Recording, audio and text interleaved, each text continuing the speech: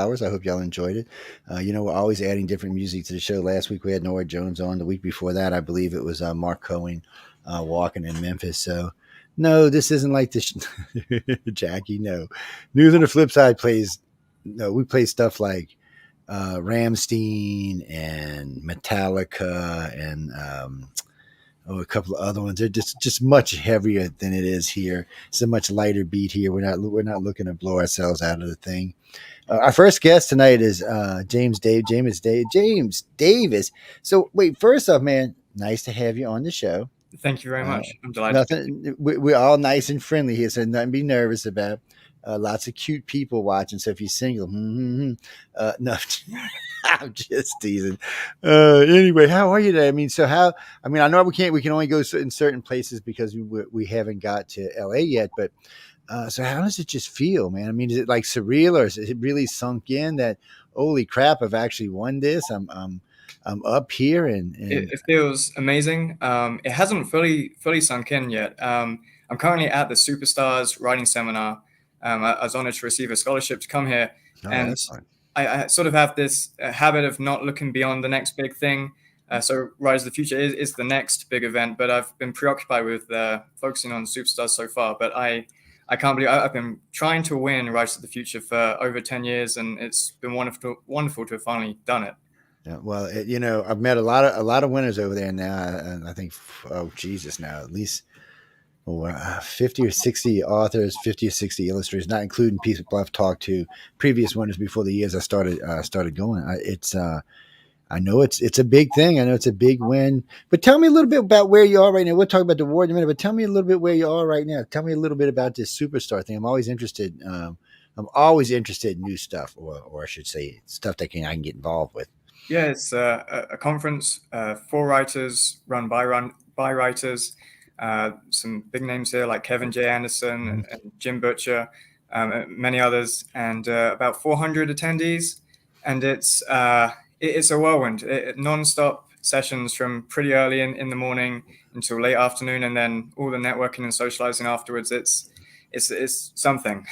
Well, yeah. Well, I mean, if you're serious about your craft, I mean, you want to be involved in all of this. I know, because I know there's a lot of stuff that goes on at Writers of the Future when you get there that really will help any writer out, or any illustrator for that matter out. I hate to just put it just in the writers, but so 10 years. So that's did you do four a year, or did you just do one a year? Or I did not. I did two, one after the other, and then took a bit of a break for life and such. And then over the last year and a half, I entered every single quarter. Yeah. So about 10 submissions total. That's good. I mean, yeah, I've talked to a lot of people. And it's one of my favorite questions to ask, because some people tell me like 14. I know there was one guy. It was 42 or 49 before he won. That's a lot of submissions, ladies and gentlemen. I'm pretty sure he was submitting 4 a year. But sometimes that's what it takes to get there. But I know at least with them, they do offer some guidance along the way. If you get an honorable mention or things like that, they'll offer some guidance. I can't wait to see it when you get there. I always love watching y'all go through the courses and a lot of the other stuff that goes on that's involved there. And it's always also really nice to watch you mingle with people like Kevin J. Anderson, Dean Wesley Smith, and others that are there. There's a lot of big names that are there, and it's just nice to see it. For me, it's really nice because I see two things. I see the winners who have made it there. Some of y'all are already been writing for a while and are moving along, and some are just getting there. But it's just nice to see how y'all interact with the judges. Because, like I said, most of these judges we know are fairly big names. If you would mention them in public, most even non-author people would probably know who a lot of these authors are, and they give a lot of good advice. I'll tell you this: I couldn't write 3 lines in I couldn't write even 3 lines. I'm not even gonna lie to you. I do a lot of lecturing, so I've been trying to write some books for years. I just, for some reason, certain parts were just like alien to me, for the lack of ways. After listening to this, because remember, I'm not an attendee, I'm just there working media. I've learned so much. Just the business end I didn't have to worry about, because I run 2 companies of my own. But the just the way things work actually got me to a pace. I think I'm at 67,000 words now. So I'm Congratulations. That's a big chunk of work. Yeah, what kind of mess it actually is, we'll find out later on. But still, it is y'all. You people like you encourage me. I mean, because look, I'm older than you are, and I'm thinking, well, shit, if he can do it, why can't I do it? This is BS, man. But it is a lot of encouragement, and I get it. I get it. I get an unfair advantage because I get to talk to y'all, and I get to talk to the judges, and I get inside advice from both sides, from the people who won and what they're going through, and the people who are big and what they've been through. I learn a lot from that, and it's stuff that we share every chance we get. We want to share. I mean, for you, so one day you just woke up and said, "I'm going to write," or was this a progressive thing, or? No, when I was younger, I picked up one of David Farland's fantasy books, and it was my first fantasy book. I'd like to read before then, but I fell in love with reading because of him, and I was obsessed. Read all of his books, signed up for his newsletter, and I didn't realize his newsletter was for writers, not readers. And in it, he told people how to write. So I did, and at some point, he mentioned the contest, and I decided, if he said it's a good thing to do, I'm going to do it. Well, yeah. I mean, well, he's pretty brilliant in what he does. I mean, it is to see all these courses, and I'm glad to see this because there's some stiff competition coming in there, and I'm not talking other authors. I'm talking AI, and I want to see the authors keep pushing the AI out, which is what I've been seeing so far. I've been pleasantly happy and pleasantly surprised to see y'all really. Well, how can I say this? Outright the AI. Yeah, I think AI has quite a long way to go before it can create stories on its own. It can be Yes. used as a helpful tool for proofreading and such, I reckon, if you use it responsibly, but creatively, it's got a long way to go. Art-wise, I'm more afraid. Humans are way better, and there's heart and soul and Yes. liberation in their art. But previously, the illustrators of the future rules explicitly said we permit computer-generated art, and they meant Photoshop and stuff like that. But AI was new, so I thought it'd be fun to have a go, and I got the call as finalist with AI-generated art that I did in the evening. And I immediately confessed, and I said, I know your rules say it's permitted, but I don't think you meant this. FYI, I used AI, and they very gently disqualified me. But it's that's a big contest, and I can't draw stick figures, and I was a finalist, one of the top 8. I know, and I'm with you. And this banner you see up here, the banner from two of my other shows are all AI generated. For small, I was talking with a local gaming company down here in New Orleans. It's a big gaming company, came down here a couple of years back, and they came down and offered everybody the same pay. You could be an illustrator, an author, or a programmer. They were paying $100,000 to start a year. So when I interviewed him just a couple of weeks ago, because he's a friend of mine, he's also a friend with Elon Musk, who I'm trying to get an interview with. So he said, what I'm doing, Joe, he said, I'm going to use AI. He said, but I'm not getting rid of any of my illustrators or any of my authors. He said, matter of fact, I'm hiring even more. He said, because what I'm doing is we're creating the stories together. We go in what he calls it a story creation room, where they go in and the authors all get together and they hash back and forth, and all the writers get back together and they go back and forth till they get the story done. And while they're doing this, the illustrators are actually in there doing just hand art. And he said, what does I do is I turn it over to AI to have them fill in really fast, and then we stop and we come back and we look at everything. We get back with all the authors, all the illustrators, and we go over everything. He said, so what's happening here is instead of taking me 5 years to produce a game now, I'm going to be able to do it in 2. He said, so it'll be cheaper for the consumer. Nobody loses their job. Everything works great. Because he said he doesn't trust AI to do one. He doesn't feel like AI has any kind of heart and soul to it. So there's no pulling any real stories out of it. And he says, as far as illustrations go, it does really well, but there's times it just F's up and goes off on a tangent somewhere. A good one was the supposable big alien in the mall in Florida, where they had all the 50 cops out there. You could tell, like in the one group where everybody was squatting, the hands were this long, the human hands were this long. You knew right when you seen it was AI. Yeah. So, I mean, there's just things like that and it's going to, people are going to try to use it for that kind of stuff. But so, I mean, you got to, yeah. So you just, I mean, do you like, so how can I say, so I got a few of my friends who are writers, but they're like 9 to 5 writers. They just, okay, it's daytime. I'm going to go write. I don't want to be disturbed. I'm just going to write. That I don't sounds know how the hell they do it, And so, can you write like that, or are you one of the ones that, when it comes to you, you just have to sit and write? Because I don't know, it's different for everybody. It's kind of strange. yeah, if I had a choice, I'd sit down, have candles, the right lighting, the right music, and write nonstop for 4 hours. But my life doesn't permit that. I'm on call 24/7, and I work somewhere between 40 and 100 hours a week, and I've got Sound four like small me. kids. So I write in any like 3 or 4 minute gap I can get. When I'm walking from my car to a desk, I'll be writing, and when I'm driving, I'll narrate and edit. When I'm on the toilet, just whenever I got a Whenever few you minutes, can, yeah. I write. Yeah. Well, I finally put in a recording program in my phone, so when I'm driving now, when I get into the story mode, I can actually just tell it and have it written down later on, because I have to. Because if not, I'll forget it, and then I'll be aggravated for the next week trying to figure out what it was in my head that I just completely forgot. Because I can't just stop and pull over the side of the road, even though I have done that twice where there was a rest area nearby. And no, Christopher, I am not an author by any means. And you can't even call me a stick author, meaning that no. I'll eventually get 2 books out because one's just all data. So there's not really all that much to that. And the other one's actually a really good long 11-day trip we took to Gulf Breeze, Florida, which is really freaky, scary, and trippy. So eventually it'll all get out. But, well, as long as I get it out before I die is all that matters, right? Yeah. It's not like I'm planning to get rich off of it or anything. Well, it might make a good movie, though. It could be a scary Yeah. ass movie. What's that, Denise? So, Denise, where are you writing in from? Oh, New York. Last couple nights we've been having a lot of people writing in from New York. What are y'all, bored up there or something? I mean, I said that the wrong way, but you know what I mean. I mean, because we've just been having a lot of New Yorkers write in, and since we're not talking about Trump, I'm surprised that so many of y'all have been writing in lately. So, but anyway, what do you have for James?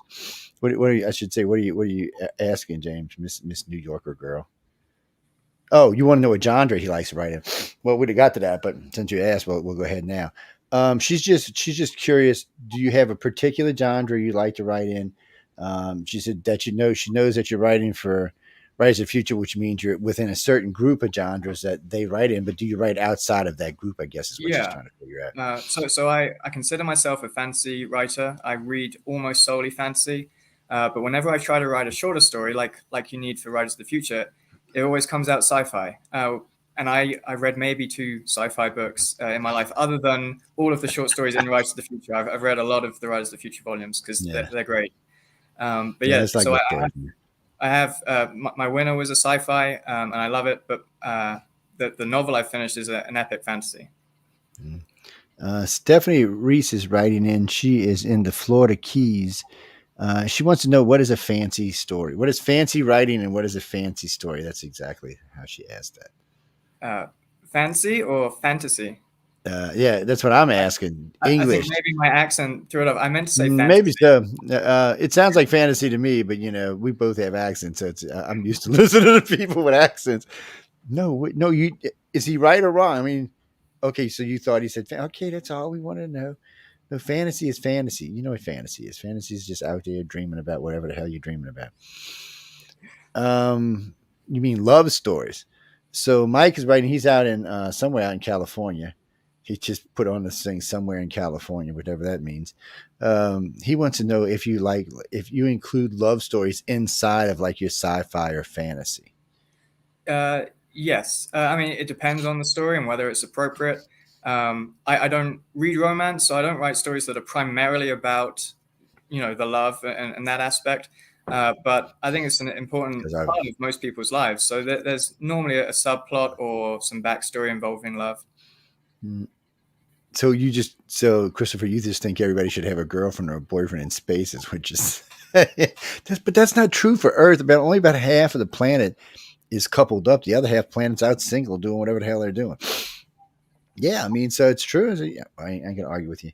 Well, So in my short story, the love is from a retired gentleman for his neighbors who are much younger than him, and it's not a intention of coupling. It's like a familial love, like a found family love. yes, people who've known each other for a long time trust each other. I don't know, James. So what do you what? Oh, shit, you said that wrong. And now that you said that, it's out of my head.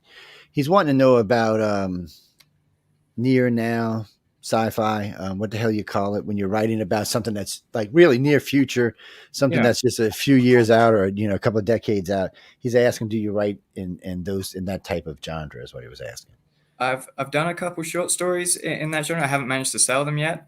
Personally, it's riskier for a novel because by the time you get to the end of the novel and the revisions, that near future has come and passed. For example, if you were writing about AI last year, at the beginning of last year, you'd be right by the end of it. So Isn't that the true shit? yeah, you have Yeah, I to never aim a really little thought bit about it. further and hope you're right. So what do you mean, Dean? Oh, so you're talking like Dean's talking about like 30, 40 years in the future. So, well, I guess you could say 100 years is near future too. I mean, it's near future compared to everything past it. Yes. So you mean stuff like the expanse and altered carbon and things like that. Okay, I understand what you mean now. Well, They're all my good short TV series. story in Rise of the Future, which is called Ashes to Ashes, Blood to Carbon Fiber, is closer to that vein of altered carbon and the expanse. Um, Well, I'm it, going to it, enjoy that myself then. I hope so. And it's based on a technology that if we did somehow invent, the future would contract so much. You know, what we could achieve in 100 years would become achievable in 5 or 10. So it's kind of hard Sure. to place on a timeline. That's I mean we so when I was born, the average gap was 105 years. The average gap in computer science now is 2. So I mean we're flipping every 2 years, and well now we're getting into quantum, so we might even be going faster than that soon. Well, people, there was things that are considered that held us back. There was the burning of the Great Library of Alexander. They say cost us 1,500 to 2,000 years, and then certain religions and certain things in the Dark Ages probably cost us another 1,500 years. Yeah. So when science looks at us today, they think we should be 4,000 years further in the future, is what they think. We can only go by what we've lived. So we're here. This is where we are. There's no reason crying about it because it's not like we're just going to leap forward 4,000 years. And conversely, the printing press and the transistor and chariots all threw us forward hundreds of years. You know, if Yes, we hadn't invented them. that's true. It's well, no, and I have heard, Dean. I have heard that that computer science was an accidental invention, but so it depends on what you believe. I mean, I've heard 4 different stories on how the microchip came to be. So it's well, no, technically it's silicone, just like a tube is. A tube was silicone. Okay, dude. Microchips are made out of silicone. Glass is made out of sand. They're both made out of the same substance. The difference was when we went solid state, went a little tiny from a tube that was this big and this big around. We went from that to a little bitty chip that did the same exact thing. Hey, natural progression. Your guess is as good as mine. I'm not going to argue because I don't know. I mean, I don't know exactly how it came from that to that. I've heard, like I said, I've heard at least 4 different ways, including recovering stuff from the Roswell aliens. So it could be any of that. And you know what? We'll probably never actually know because none of us were alive when it happened. So we'll just take it at faith and we got it. Why bitch about it? It works really good, is all I can tell you. None of this would be possible without that little tiny chip. Yeah, well, when I was in the service, we were running 8 cores 30 years before most people even knew what a real single core was. Yeah, y'all was still getting Bigfoot hard drives and stuff that were like this big and this thick and had 2 gigs of memory. And anyway, I'm sorry I got us sidetracked. I apologize, James. That kind of stuff always cracks because it is true how fast we're moving right now. I mean, it really is. Yeah.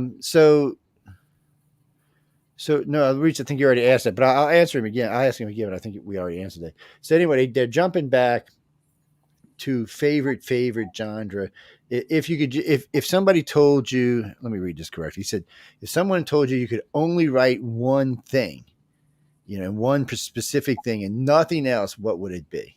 It would be adult fantasy that's a bit immature. So not quite young adult. It's not about coming of age, but immature adults because I'm pretty immature. Most of the people I really like are a little bit immature from time to time.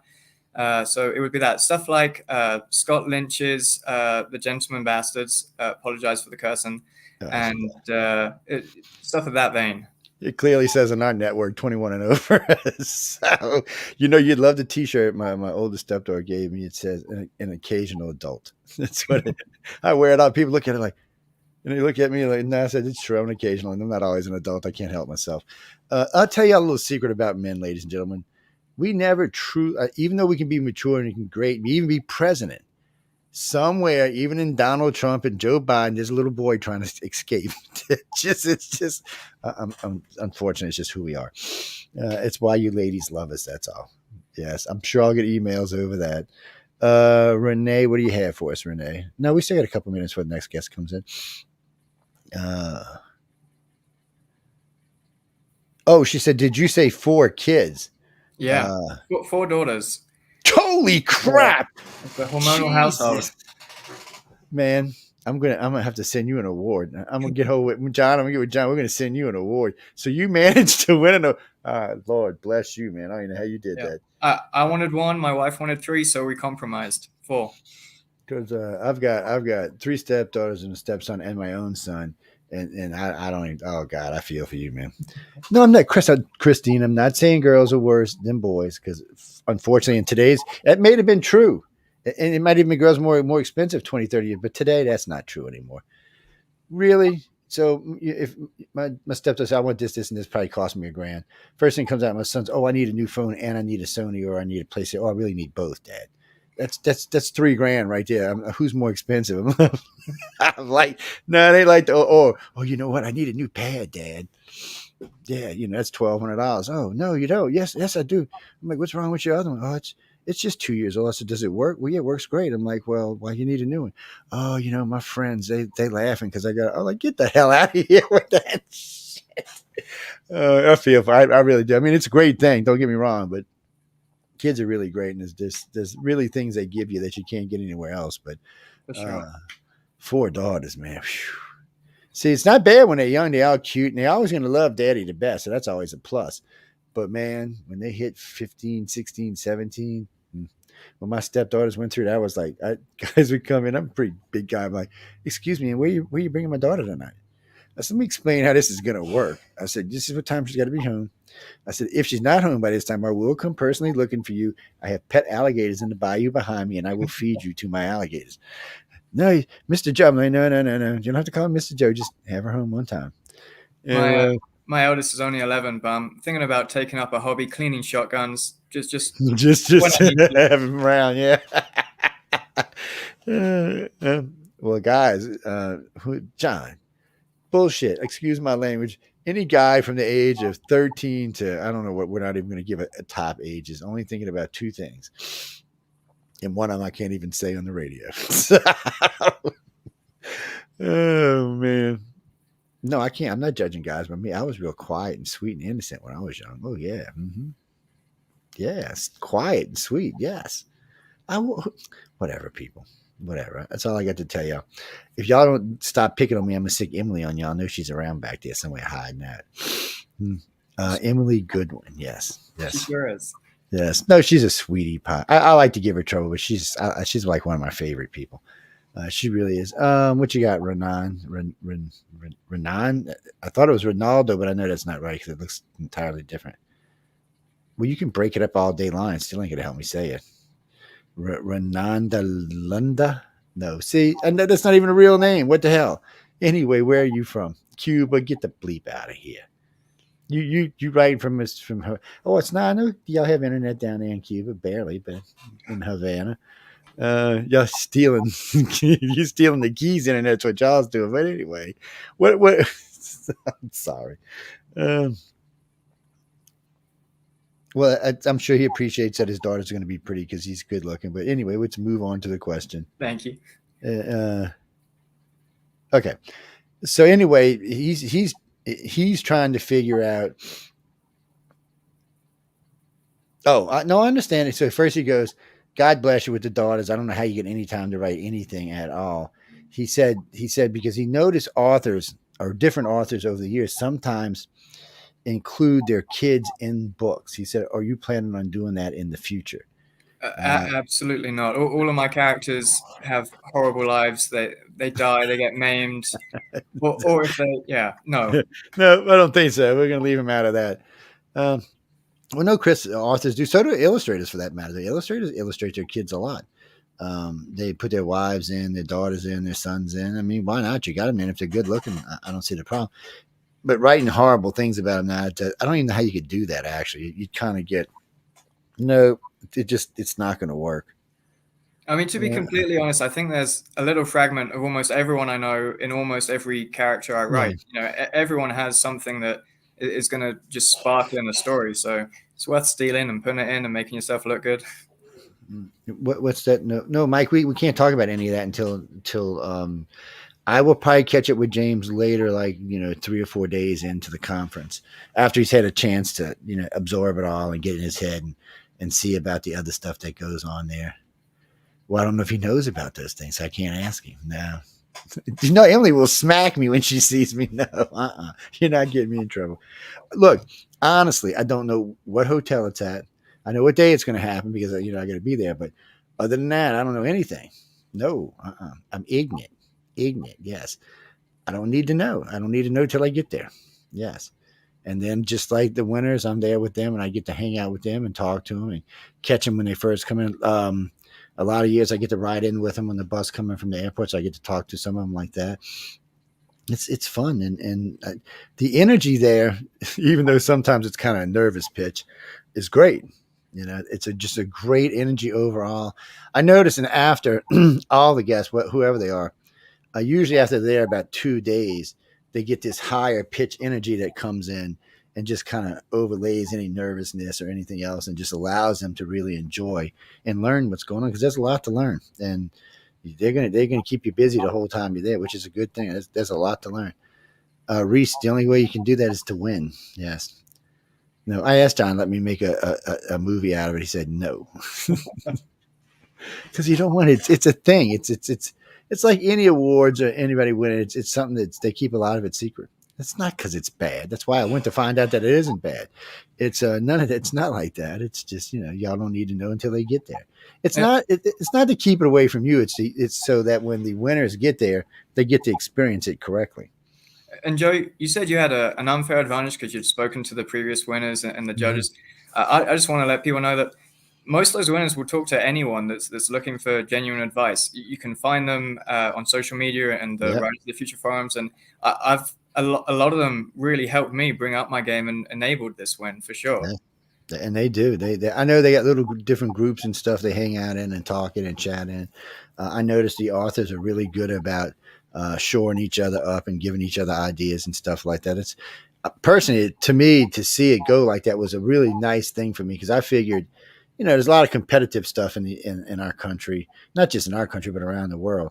And sometimes it gets overly competitive and people might get upset. Oh, that was my idea, or this, that, or the other. I don't see any of that there. None of that. I don't think it's really relevant. It's something that new writers are afraid of a lot, that their idea will get stolen. But ideas are, a penny a dozen. They're really, really easy to come up with. It's the execution and the resilience to sit down and write the 7,000, 20,000, 100,000 words. So if a new writer came to me, said they couldn't find ideas, I would happily give them a couple. I've got more than I will ever have time to write. Yeah, no, I mean, it is about execution. That's about anything. Somebody asked me what was the hardest thing about doing radio or TV one time. I said, it's execution. I said, I can sit there and jibber jabber about any damn thing. I said, that's the easy part. I said, making sure everything, all the effects, all the electronics, all the audio, all the video is working correctly. That's the fun part. That's the part where you got to be paying attention. But no, we use StreamYard now, which is much nicer. It's way easier. Chris, no, we're on Roku tonight. Yeah, Roku. You can go see us. Yeah. Oh, why? You want to see how cute he is? You can zoom in and hear. Anyway, if you want to use look, Roku's fine. I like y'all using Roku. It's real television. That's what it's there for. It's for people who want to watch us on their 70-inch televisions and go, oh my God, he's got a grown hair in his head or something. No, really, you can't see him right now because there's too much stuff in the way. But all the Greek classics are back there. All the Greek stories, all the philosophers, all of them, Aristotle, a whole bunch of them are back there. Well, you can't really see them. So when there's not stuff there and you're watching on high def, you can read every damn author that's back there. Well, see, in Bob right here, Bob has a little tiny BB in there, tiny little thing, right in his left eye. And you'd be surprised how many people see that damn thing in there. I'm like, what are y'all doing? I said, y'all that bored that you got to zoom in on everything? It's insanity, and they zoom in. And they'll tell you because sometimes I'll just change shit around just to see if people are paying attention. They know what titles are up there, the whole nine yards. I tell people all the time when you got your books out, when you doing author stuff in the future, and you're writing a novel or something similar, because you'll see different titles, up there. Where you see David David Hay. Hay, yeah, he's up there. Now this book here is from a friend of mine, Gary Haslam. It's Non-Humans. It's been sitting up there for about 8 months now, and he said it's probably sold at least a few hundred books for him. Wow. Because Excellent. it's just sitting there, and we don't even talk about it a lot of times. It's just there.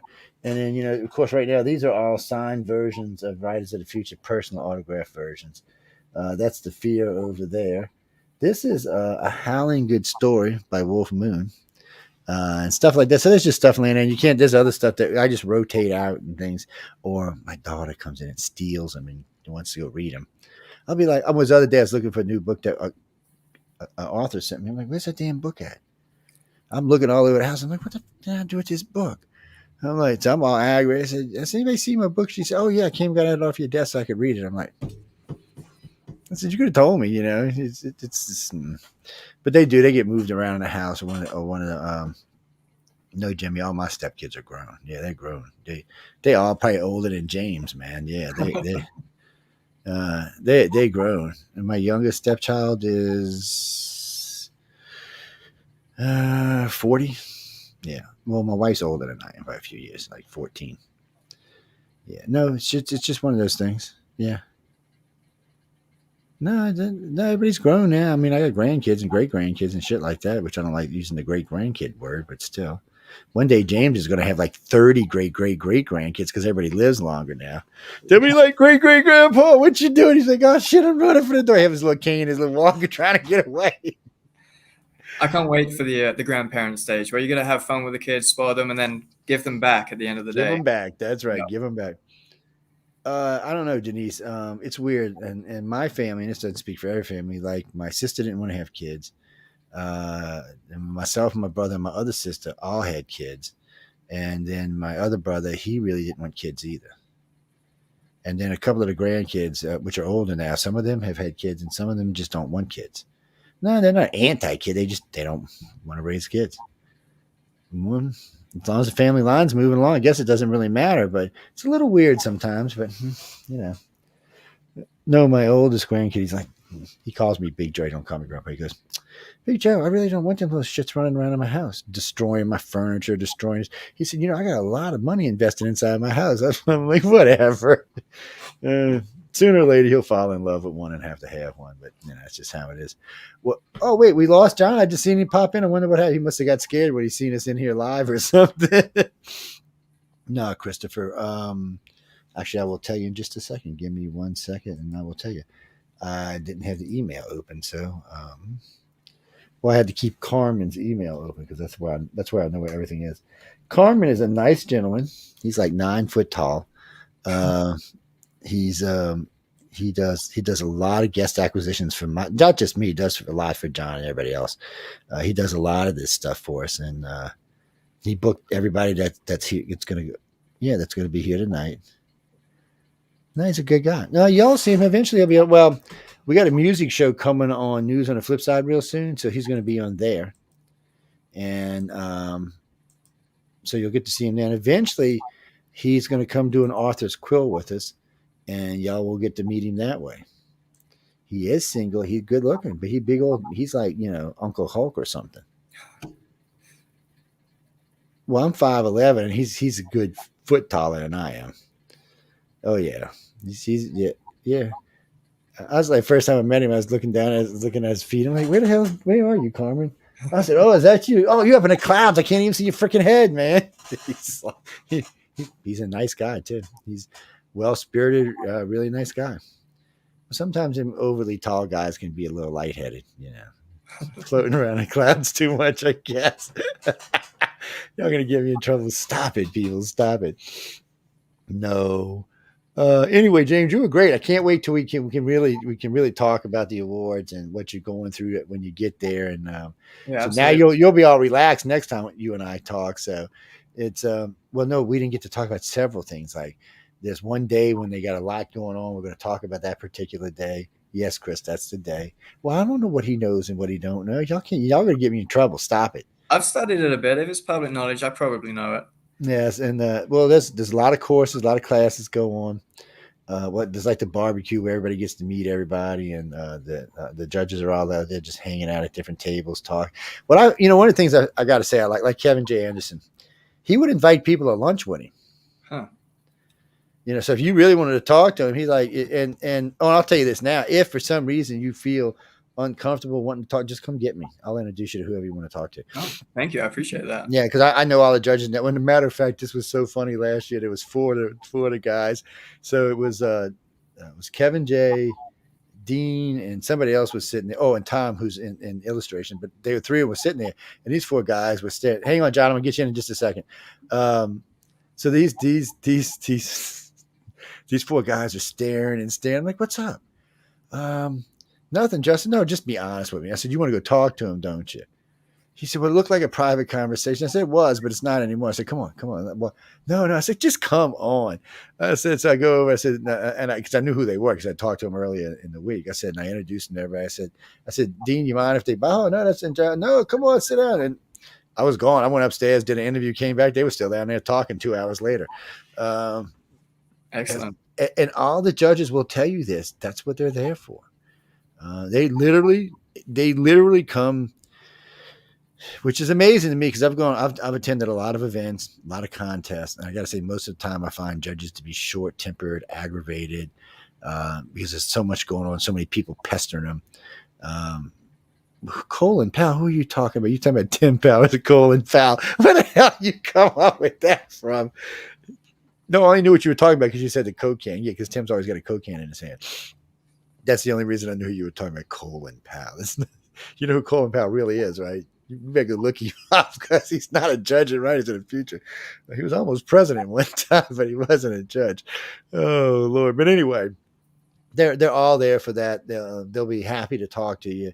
They want to see y'all make it good because they're like me. Y'all are the sci-fi of the future. Y'all are the new movies of the future. And I say this all the time. One of the reasons I like to come is I get to brag. One of y'all might make it big. Yeah, I do. Yeah. I'm going to see him at the awards ceremony or her. I don't want to leave it discriminating here, but it is a lot of fun to see all of y'all. And there's so many good stories. I've read 14 of the books completely now. And I got 3 others I've got that I'm going to read. And I'm reading from, here backwards. Now I'll get 40. John will send me 40 probably a couple of weeks before the contest, and I'll read it. And then I'll read it again on the flight into LA. It's about 3.5 hour flight. Yeah, people, you can actually, if you're a decent reader, you can actually read that book in about 3 hours. There's a lot of good stories in it. I've already read nearly all of 40, and having read the other volumes as well, it's a good one. I really enjoyed it. Yes, I mean, there's so much good stuff in there. Well, I like it. There's a reason I actually like it because I grew up on a different kind of TV than y'all did. I grew up on TV that there was no cursing in. There was no look. You didn't even see skin from here down, man. I mean, let's just be honest about it. It was ridiculous, and the shows were always funny. They were always entertaining. The sci-fi was really good, but yet somehow there wasn't a bunch of blood, gore, and blowing everything to shit and back. There was not screaming and hollering. There wasn't a bunch of cursing. And somehow they were still very entertaining. Well, that's how these books are. These books, I would rate these books as PG-13 or lower. And when you read them, there's none of that in there. There's no heavy sex, no heavy violence, and all the stories are good. And don't get me wrong, I do have favorite stories. And don't ever tell me if I tell you a favorite story, it means you're probably not going to win because I never get it right. I'm just telling y'all. I have not picked the illustrators or out of just 4 or 5. This will be the 5th year I would get to pick. Not one time have I gotten them right. So I'm like, yeah, that picture is going to definitely win. Or this story is definitely going to win. There was a particular alien story I liked, monster story. It wasn't even an alien story. And where the girl was taking care of a monster in a family full of monster hunters. And I really liked it. Well, this is going to win. No.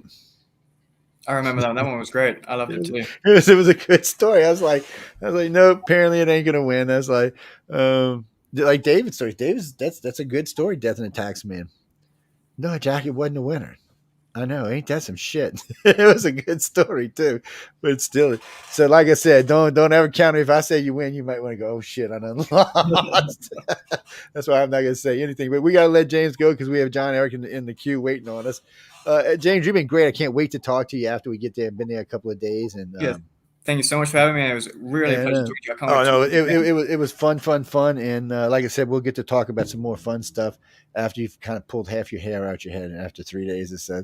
I mean, hey, you still hanging in there? You're like, yeah, I'm all right. All right. And then, anyway, but thanks again, James. I appreciate it. Give Emily a hug for me and tell her I was very nice. No, I'm just kidding. She already knows I'm nice. Thank you, James, man. Appreciate it. Bye. So, John, how are you doing, man? Doing quite well. How are you, Joe? Pretty good, pretty good. I see now we get you popped in. We're gonna get started here. Man, wait, how you say your last name? Schleicher. It looks like, say it again. Schleicher. Schleicher. Okay, Schleicher. Right. Because I got a friend of mine that's got a name close to that, but his must have some O's in it because it's Schussler, so it's kind of weird. Schleicher. So we have James Eric Schleicher with us, who's another winner. How many? Right off the bat, we're just gonna ask you the question: how many times? 1, 5, 30, 40. How many times did it take to win?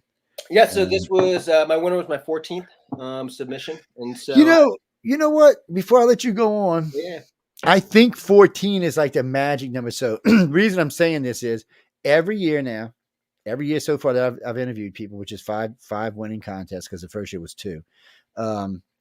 There's at least 1 or 2 14s. Right. It's like the golden number. But go ahead. I didn't mean to cut you off. No, it's okay. I wish I knew that. I wouldn't have put so much effort in my first 13 stories. If I knew number 14 would have been it. No. And that's the magic number. But yeah, so 14. I've been entering since 2019, and Rise of the Future has always been my number 1 market. And so every single quarter, I always make sure I send my best story to them. With the dream of winning, and the 14th one was the winner. The story is called Squiddy, so it's a sci-fi neo-noir tale. Well, I can't wait to read it. I haven't got it yet, so I will be getting. Hey, Lisa, nice to see you. You're gonna be in about 20, so just chill, baby. I do like the fact that I get to see the books early on, so John will send it to me and I'll read it. I'll read it at home once. Now, what's nice is now he knows I'm really busy, and like 39 was an audiobook. Right. So and anything that's an audiobook makes my life easier. Like I've been listening. And that's so cool that they're doing that too. The audiobook starting. I'm very excited to see. I am too, because for people like me who has no free time, because I can multitask out the bajingas, but I can only do so much. I cannot, and if I'm working on my computer, I'm not really going to be watching something, but listening is fine. Right. I have a good enough imagination anyway, so I can just listen and enjoy the book and go on. And what's that, Denise? So Denise, what did I tell you? When y'all send me your name, tell me your location. So where are you from? London, England. Well, nice to see you over there in London. What time is it over there? Like 10 o'clock or something? Yeah, it's I know it's evening time. Y'all, but 6 hours behind us, behind on Central Time. Yeah. Yes, I have a big audience there. I got a lot of friends over. So what? So So first off, she wants to know what your favorite genre is, and why don't you Americans write some English stories? Some English stories. I'll be out of my element trying to write an English story. Get the nomenclature wrong. But so I'm a speculative fiction writer. A lot of science fiction, horror is my jam as well. Some fantasy, just kind of I dabble along the whole spectrum of speculative fiction, just kind of whatever, floats my boat when I'm whatever you're doing. Well, I can see that, because if somebody asks me sometime, can you pick your favorite movie? I'm like, no. It really has more to do with what mood. Same thing with TV series. It really what mood I'm in is what I'm going to answer you. Exactly. So it's and today's a lot of good stuff to pick from. Mm-hmm. What do we got? Crease, where you at, Crease? Oh, so you asked that? No, that's fair. I'll let you ask that question to James. So, Crease, New York City, right? How you doing up there in New York? Life's treating you good? Cold, nice, freezing? Trump's going to be your new emperor up there, right? I'm sorry, no, I'm just teasing. Don't hate on me. I'm just kidding. No, you New Yorkers, I love y'all, but I got to pick on y'all from time to time. So what he wants to know is, and this question was asked to the last guest, I'll probably get asked Lisa as well. If someone stuck you and said, okay, you can only write one thing, one genre. You can write anything you want about that genre, but you can only write one. You can't move around. You can't look at anything else. You can only write that. What would it be? See, I couldn't answer that question. Yeah, I mean, it depends on the mood when I'm getting stuck in that scenario, right? That's And how to just answer. craft it from there, and just let the story kind of dictate what happens. But I would say, like, I mean, if you're looking at my catalog, what I've mostly have written is kind of horror or kind of darker sci-fi elements, or dark fantasy. So we kind of in that realm. But I don't know. It just depends on the story. Let the story kind of tell me where to go. What we got? So, Michael, what are you writing in from, Michael? Eureka, California. You know I don't believe that. Would you think you like the TV show Eureka? Well, no, that's where it was in California. Anyway, what? Well, you better scroll it back up because you didn't scroll it away. Yes, you didn't send it. Well, no, we'll come back. We'll come back. Rodney from Sydney, Australia is writing in, and Rodney wants to know what was it that made you decide that you could be an author? When first? Yeah, it's actually a two-part question because the first thing he actually asked was, what age did you really realize that you wanted to be an author and that you could write? But what was really the driving force behind it? Yeah, well, I appreciate that question. So I came late to the party with writing. So I'm 40 years old now. You outdated me, man. Started writing seriously at about 31. So I can actually, the biggest here, I'll take from out. So Stephen King on writing. I remember reading this book and kind of from that I was inspired. It's like, I'm going to take a crack at this writing gig. I've been a voracious reader all my life. And so luckily too, when I started writing, I had a lot of hubris. I think you need that hubris, thinking that what you're writing can actually sell, possibly, just to keep at it. And I went from there. So I've been seriously writing about as old as my son. I have one son, he's 9 years old. So for the past 9 years, I've been really focused on this craft. And the Writers of the Future Victory is my first sell. And I've had 2 other stories since that have sold since then. And then I'm now currently writing a novel of the short story that won Writers of the Future, Squiddy. Well, see, I haven't had a chance to read it yet, so I'll be glad when I get a chance to read it. So I'll talk to you about it when I read it, because we'll be actually talk to it a little bit more in depth. And but that's interesting because I've talked to a lot of these winners. I've even talked to winners before I started hanging out with these guys that have told me that they took their story and turned it into a novel. And you're going to get another chance when you're there to write another story, and some of those stories actually make it to the market. Yeah. The 24-hour story. I'm ready for it. I'm nervous for it. So I'm stoked for the Writers of the Future week. Yeah, I couldn't talk about the 24-hour story with James because he was with Emily, and Emily might hurt me. But she's like, they keep a lot of that stuff really, really guarded secrets over there, and which I'm really privileged that they let me involved with. How did you get connected with the contest? Oh, this is kind of weird. A friend of ours, Jim Mars, who used to do a lot of research before he passed, was friends with Carmen. And John was looking for a place to put his show, Writers of the Future. So Jim had told Carmen, hey, why don't you tell him to talk to Joe? So he calls me up. Well, I had to stop because, Writers of the Future has association with L. Ron Hubbard. So I actually had to stop. I had a whole team do a big, huge investigation into him. And I said, well, look, don't take this the wrong way, but I need to meet you personally. I need to come out and see the contest for myself. Because I had done contests in New York and other places that were, frankly, how can I say this nicely, almost frauds, and we'll leave it at that. So I wanted to meet the members. I wanted to meet the winners. I wanted to meet the judges. I wanted to see what everybody's affiliations were. So I got invited out the year they came back from COVID. So it was a double win year. So instead of having 12 and 12, they had 24 and 24. And I was only there for 5 days that time. I was like a whirlwind. I talked to, I think, 30 winners, 7 or 8 judges, John and Emily and Joni and a lot of the other staff that's over there. And I found out that they were exactly who and what they said they were. The contest is blind judged. So, because when John told me blind judged, I'm not even going to tell you what I told him because it was very rude. And which I've apologized to him since, but it was very rude. And I was like, what the bleeping ever. And because I've heard that before. And when I find out there's always some kind of little sleight of hand over here, a little sleight of hand. Because, when you spend time with a group for a long time, sometimes you find out other stuff that you would not find out your first time in.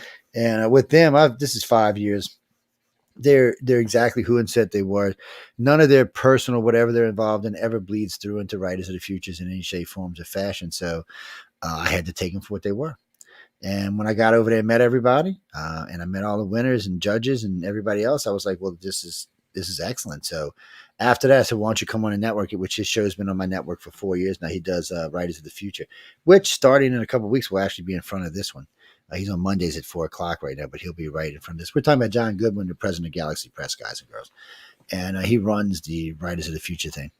No, his wife does the gala, Emily Goodwin. Yes, Emily is like the proverbial effing whirlwind. Her and Joni are like two tornadoes, just whoosh, all over the place, man.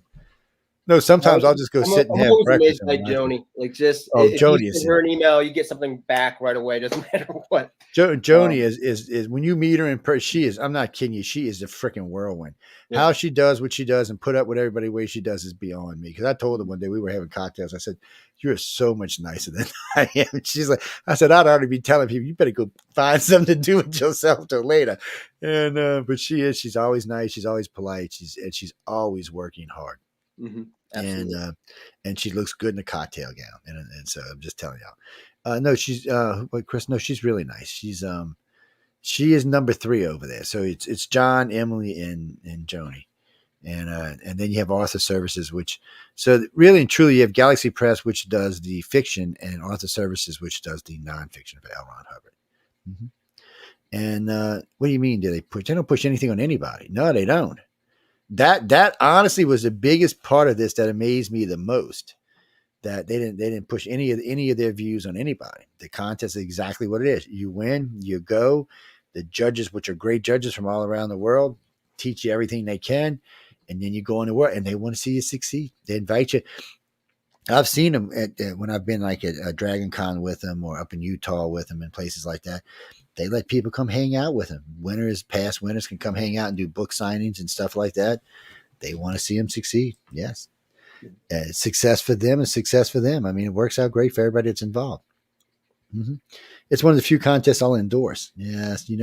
Christopher, you know how I am. I'm very picky wicky about what I'll endorse and what I won't. And I'll tell you, if there are any writers in the crowd, I mean, and who write short stories, there's not a better market to send your stories. As far as if you do win, I mean, you get flown out to LA, you get paid pro rates, you get to network with professional authors that will, and you have this week-long workshop that's quite amazing. I mean, it's unprecedented compared to any other markets that you're sending your short stories for. It's a great, fantastic way to break in, and it's free to enter. So you can enter every single quarter throughout the year. Well, and it's great too because they've done. Yeah. Well, if you win, you'll see like Kevin J. Anderson and Wesley Dean Smith, and hey, you want to go to lunch with us? Mm-hmm. They don't even care who it is. There'll be like 10 people standing in the breezeway or in the lobby. Hey, y'all want to come to lunch with me? Hell, last time he shared his birthday with everybody. Everybody's having lunch. They're talking shop, and enjoying themselves, and he enjoys it. He really does. Everybody gives you advice there in different ways, but they're all really good. And if you really have any questions when it comes to finance, Wesley's the guy to talk to. I mean, he started his own. Everything these days, it's all one big ball for him, from production. I mean, from writing all the way through production. Him and his wife. So he'll explain. Because him and I sat there one night and we're telling everybody we started out with S Corp and worked up from there. So because sometimes people overthink things. You don't need all that extra stuff when you're first starting out. It just costs you money, is what it does. There's certain ways to register your books or register your business without having to get crazy. Well, no, Chris, there's ways to start out. No, my business was registered one of my business was registered S Corp for a long time. And now it's registered as what they call down here as a CC. And then the station's registered a whole different way because it's a radio station. It's a radio/TV station. So yes, unfortunately it had to be registered differently. Big pain in the ass is what that was. What you got for us, Stephanie? What do you mean? Why you want to know where he lives? What neck of the woods? The question actually was, what neck of the woods is John from? Why does that matter? Are you like a racist thing? Like not a racist thing. You hate different people from different states or something? No, really. I'm just curious why you asked the question. I think it's pertinent. So I live in Missoula, Montana. Montana. Man, I was in Montana not that long ago. The only where was it? Was it? Well, we left Utah. Anyway, it felt like we drove through Montana. It felt like it took 3 days. It was almost as bad as Texas. Huge. Jesus, man. And all I remember seeing is antelopes the whole time. I'm like, come on, where am I? It was pretty up there, but I mean, it was just long drive. It was, I needed a good book to read, actually. I should have had one with me. No, I was up at a Fan Fest. I was coming back from Fan Fest, and we left Fan Fest, and instead of going back the way we came, we decided we wanted to go to Denver, so we went through Montana to go through Colorado. Yeah, we just drove up through Montana and then dropped straight down through Denver. To Denver is what I should say. Yeah, I've been all over. I've been to 44 states. I haven't been to Alaska or Hawaii, though, so don't ask. I've been to Puerto Rico, which is a Commonwealth, but still. Where are you now, Jeff? I'm actually from New Orleans. New Orleans? Yeah, so right now it's Mardi Gras down here, so it's like effing insane is what it is right now. And a friend of mine today says, "You're doing radio when it's Mardi Gras?" I said, "Yes."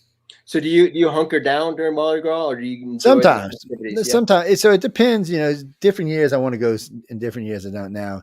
This particular year I got a bunch of friends in from like 5 different states. I'm gonna probably end up going, but sometimes we just take off and go to like Panama City, Florida, places like that, and just hide out for the week. Right. Just disappear. And I'll have people, I'm coming down. I said, well, that's good. I said, I'm not in Louisiana. I said, no. And my house nowadays, but studios right now is in the Gulf Coast. We have a place literally. I live on Mahali Bayou, which is about 400 yards from the Gulf of Mexico. And it's a great place to live. It's beautiful. It's quiet. It's in between 2 cities. So it's kind of rural, but kind of not. So no, I enjoy it. And it's a good place to, if you got time where you can sit and write, it's a good place because you could sit on the porch or sit out on the dock or something and just chill and watch the birds we have a lot of wildlife here. Mm-hmm.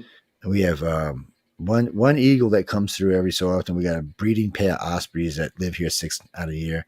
5 woodpeckers that have been living here since I lived here. We got hummingbirds. We've got otters. We got all kind of damn fish and crab that you can think of. And then we got other. Well, I got to watch though because I got 2 chihuahuas and we got 2 breeding pair of hawks that like to fly around. So I got to keep an eye on them. But it's different. It's I'm from the city, so living here and going to New Orleans. And now when I live here, I'm like, God, I got to go to that nasty, dirty, stinking city. No, Jimmy, New Orleans is a dirty city. It's a fun city, but it's a dirty city. I own a construction company, and sometimes we'll be up there working, and we'll have to dig into the dirt up there. I'm not kidding you. You dig 1.5 feet down. First, you're going to hit water, and it's going to be so black, you're thinking, wow, it's just like the black blood of the earth or some shit bubbling up here. I mean, it's disgusting. It is literally disgusting. You don't even want to touch. God knows it probably got black plague in it or something. Yeah, a lot of history there. Yeah, so you're thinking the whole time, do I really want to mess around in this stuff? Karina, I'm sorry. What you got, Karina? Not in Writers of the Future. No sex, drugs, and alcohol in Writers of the Future. Yeah, it's PG-13. The test is will a middle grade school librarian take the book. Now my story does have there's sex in the background, kind of off color. There's working, kind of the sex industry is involved in the story, but it's not like in the forefront of the story, no details, etc. So you can kind of touch on some more mature subjects, but you can't really go into detail about it. Christopher, no, actually, Lisa, we're running a little late, so we're going to bring Lisa on in about 7 or 8 minutes. But what was that? Oh. You mean Montana? Yes, it snows in Montana. Like things like this, it snows in Montana. Jesus. No, they actually have snow shields along their interstate. It snows so much. Yeah. Yes. This winter's been pretty mild, but there's snow right now on the ground. He said, I don't know where you got the idea it didn't snow. I'm just saying, dude. You need to go read some more books or something. Because really, I don't know where you got. Now, if you said New Orleans, I could say, yeah, but no, not there. Ricky, what you got? No, we got a few minutes. What you got? He says, nice to meet you, John. Nice to have you on tonight. I can't wait to hear you talk about. Oh, okay. No, I understand that. So a lot of these people can't wait to hear y'all when we talk again, like about the 24-hour story. Okay. The 24-hour story is great. Look at Lisa smiling. She knows it's coming. It's so it's this is a story, ladies and gentlemen. So they give them Tim Powers, and it's usually Tim and Jody and I usually do this class. They do this class, and they give them a couple of items, and they give them 24 hours to write a story. So usually Tim always gets me to go out and watch the lobbies and tables and dinners. So I'll be just so y'all know, y'all will be getting videotaped and camerized. You won't see me, but you will be. And it's funny because some people stress out so hard. You're like, oh my God, I'm just waiting for somebody's head to go. And then some people are like, yeah, no problem. I got it, man. Like Chris, the guy I call Mr. Blue Eyes from Australia. He just, okay, I'm done. Yeah.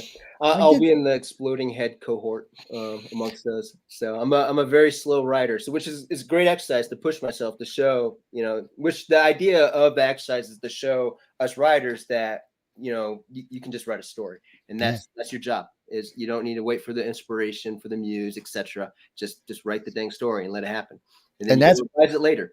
But that's what Wesley Dean Smith will tell you. Write the damn thing and then worry about it. Because I was asking him about something. He knows I'm working on this book, and I was bugging him. He goes, Joe, write the damn story and then we can worry about that. I said, okay, that made sense to me.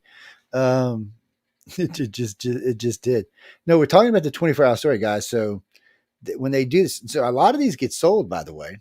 I've seen several of these get sold now that I've been around. And I heard that other ones got sold before I was around. So I'm thinking, damn, you wrote 24 hours and the damn thing gets sold now. I noticed, I was talking to one guy. He said, yeah, I wrote it at 8. He said, and at midnight I tore it up. He said, and then I took a nap and I woke up at 2 and I wrote it at 2. I'm like, all right. He said, at 3:30 I tore it up. He said, I'm thinking, man, I got to be there at 8 o'clock. He said, 4 o'clock comes. He said, I ain't even put nothing on paper. He's like, so he tells you, so that was it. He said, whatever comes out now is what it's going to be. And then he said he wrote till 5:30 and then he tore it up. And then he finally got a story out. And I read the story. It was a decent story, but still, he was stressing so bad. I mean, it's 5:30. They got to be there at 8. You might want to get something to eat before you go to the class and stuff. It was hilariously funny. And then I've talked to other people. They're like, yeah, Joe, I don't know about this 24-hour story, because they'll be sitting there like in a lobby with a notebook on their lap or a pad on their lap or something like that. Just like nothing's getting written. I'm like, you okay? I said, I can give you some ideas. I said, I'm a crazy old bastard. No, you want to hear some crazy stuff? And they're like, no. It can be stressful, but it is a lot of fun too at the same time. And I did notice this in all the years I've been there is the authors, the illustrators not as much, but the authors will get together and try to help each other out. They will really try to get their help out. No, Dean, John's out of here in just about less than 4 minutes. Wait, no, you're not Dean Lee West. I know Dean's writing and you're not him. First off, his grammar would be much better than yours is. I'm just saying he's not going to have those kind of grammar mistakes in his text. I'm just saying he's not. I've seen him write several things now. There's no, because you don't like to go back and fix shit. So there's no mistakes from the get-go. Carolyn Morrison. Carolyn, where were you? Oh, you're the other Carolyn. Hey, how you doing? South Carolina. What's up? What's going on in South Carolina? You enjoying life over there? Cold, hot, kind of in between? Snowing one day, raining the next. Yeah, that sounds about Carolina to me. So what are you up to? Oh, no, I'll ask him. So she just wants to know, have you really, has this become a living yet? Or are you still working at making this a living? Yeah, so, well, it is a living, but not a very well-paying living. So I've organized my wife, and so I have a family of 3. My wife, my son's 9 years old, and myself. And my wife works at a food bank, so nonprofit, so not tons of money. I used to work in special education as a paraeducator. And then last year, my wife's like, you got to do this full time, dude. This is your passion. No, and like with special education, I love the job, but you can't leave the job at the school. You come home, you're just exhausted. It's always part of your job. Yeah. Job, right. Well, that stuff stays in your head. Things that you see, things that you hear, stuff that's going on Right. with the kids, it stays in your head. I know. It does. And so I just wasn't writing. And so she told me, she's like, you need to take a rest. And so, you know, let's have a sabbatical for a year. And so, like, I mean, I substitute teach from time to time. And that's about it. But so I live in a tiny home. We bought this small tiny home. It's like 588 square feet. We're basically single income family, and I'm trying to make this a thing. Hey. And so that's kind of the aim. That's the fact. Hey, you got to do these days what you got to do. And you know, everything's so expensive right now. It wouldn't matter what size home you lived in. I remember when I got rid of our condo in New Orleans, I was like, this thing got to go, because we were just spending money. Is all we were doing. Yep. And this year, you know, doing contracting, a lot of my customers are all flipped out because everybody's insurance went up through the roof. Mine went from $4,500 to $11,000 a year. And I'm just on my house. People with big properties, some of our customers seen $25,000 to $125,000 increases. Well, when you see that, you don't want to do anything else. You're just like, no, well, we're not doing any work. We can't afford it this year. Mm-hmm. And of course, being a contractor, that ain't good for me. So I'm kind of like, so the radio station helps make it up. But I remember when I told my wife I wanted to get in radio, she looked at me like I was stupid. She's like, you've never done radio your whole life. I said, well, this guy offered me a job as a radio show host on Wake Up USA out of Riverside, 1690 Riverside, Iowa, AM station. And I'm like, she said, is this going to be your full-time job? I said, no, I'm going to keep my other job and do this in the evenings. And the more I got into it, and I said, well, I'm spending a lot of money on this now, because when we got the station, I spent a lot of money after Katrina. About $250,000 first year on it. And she said, all right, well, if you're going to do it right. Don't do it half-assed. And I was like, okay. Mm-hmm. But I still do contracting because my son helps me out these days. He runs a lot of the business, but still, I still have to get out there and get into it. But we're going to let you get out of here because Lisa's been sitting down there very patiently going, God, these guys don't shut up, man. She's like, but anyway, I look forward to seeing you. So when you get there, we'll leave this up to you. But usually when we interview authors at the location, they run anywhere from 45 minutes to an hour and a half, because we get into a lot more personal stuff, and we talk about a lot of other things. Like we get into talking about AI and what do we think that's going to do in the future. And then we'll talk about, you know, how it is just to be like you were talking about, how you're living and how it is to come up as because, you know, I've been a starving artist, so I know what the hell it feels like. And it's just things that people need to know and people want to hear, because it helps them to understand, one, your plight, but two, what they may actually go through when they get into this. Mm-hmm. Because there's a lot of them that, you know, that had really good jobs, really good careers when they came out, and they're still doing their careers. And there's a lot of them that said, no, I'm going to do this, whatever it takes. You know, and and to be honest, they usually make it faster than the other ones do. They get into sales a lot faster. And don't forget about Kickstarter too. So there's always Kickstarter out there when you get a book down that you want to try to make some money off. Which Dave Hankins one of last year's winner, Death and the Taxman, he did a fantastic Kickstarter campaign, very successful. Yes. So it's definitely There are many different opportunities now besides just kind of traditional publishing houses. So yeah, and I want to see all of y'all make it. But again, John, I had a great time. Anywhere anybody can find you. You want to give out any? Yes. So we'll go to my website, jeschleicher.com. So it's JESCHLEICHER.com. You can find some of the stories that I have published or will be published. I also do a blog called Dopamine's Delight, where I just talk about things that delight me. So check it out.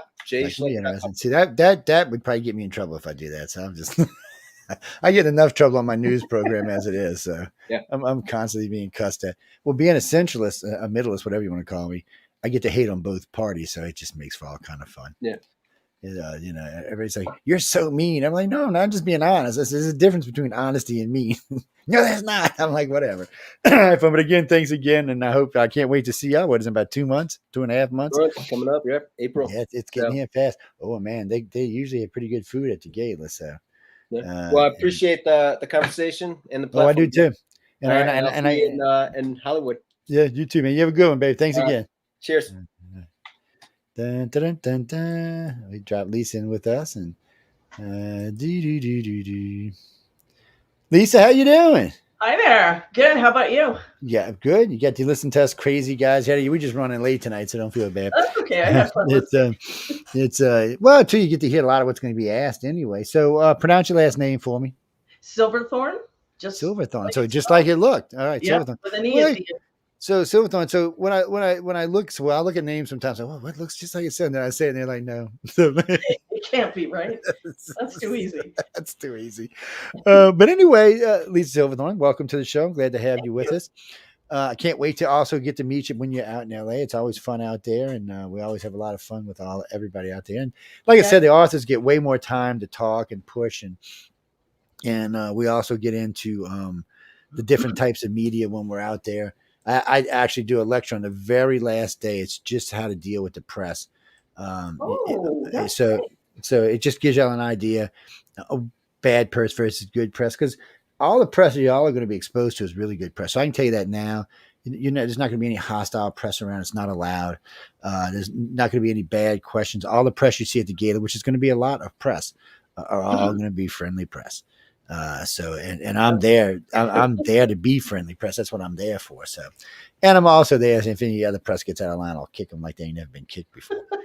But there's, I mean, well, you see a lot of big TV stations out there, and it's a lot of fun. I do things a little different because I like to interview the things, and then usually what I'll do is on the day of the gala, I will catch up with a lot of the family and just sit and talk with different, people that I've interviewed. I'll sit and talk with their family, just get a better idea who they are. I don't record it or anything like that because I don't want to stress out their family. But later on, when I'll do a write up, I might include it in the write up or something. And it's just nice to see how it is. Plus, I'll get them to sign the book. So not only do I have y'all signatures and the judges' signatures, I get the family signatures, which it's just an added thing to the books. I mean, they'll be there forever. I'm not going to sell any of them. So that's really cool. So it's just something added. So yes, Maurice, I will ask her right now. Would you just calm down? So Maurice, where are you from, Maurice? Houston, Texas. I should have known. You're not from Houston. I bet you from Austin. Don't lie. I bet you from Austin. Yeah, hon. Something about the way you text it makes me think you're from Austin. You Houston girls are a little more forward than you are. Anyway, she's going to start off right with what was it made. Shit, I'm getting tongue tied now. She wants to know what it was that made you start writing, and when did you start writing, and what it was that made you think you were an author. That's actually how the question was worded.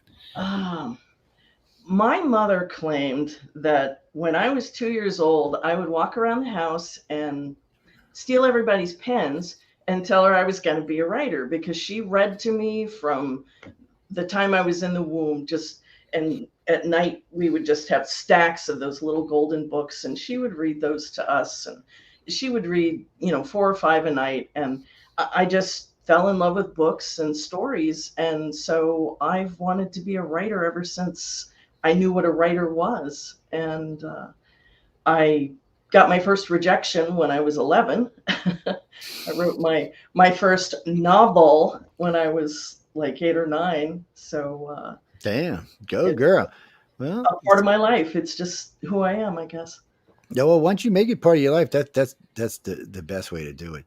Well, no, Dean, what she's saying is it's just her. I mean, it's just part of who she is.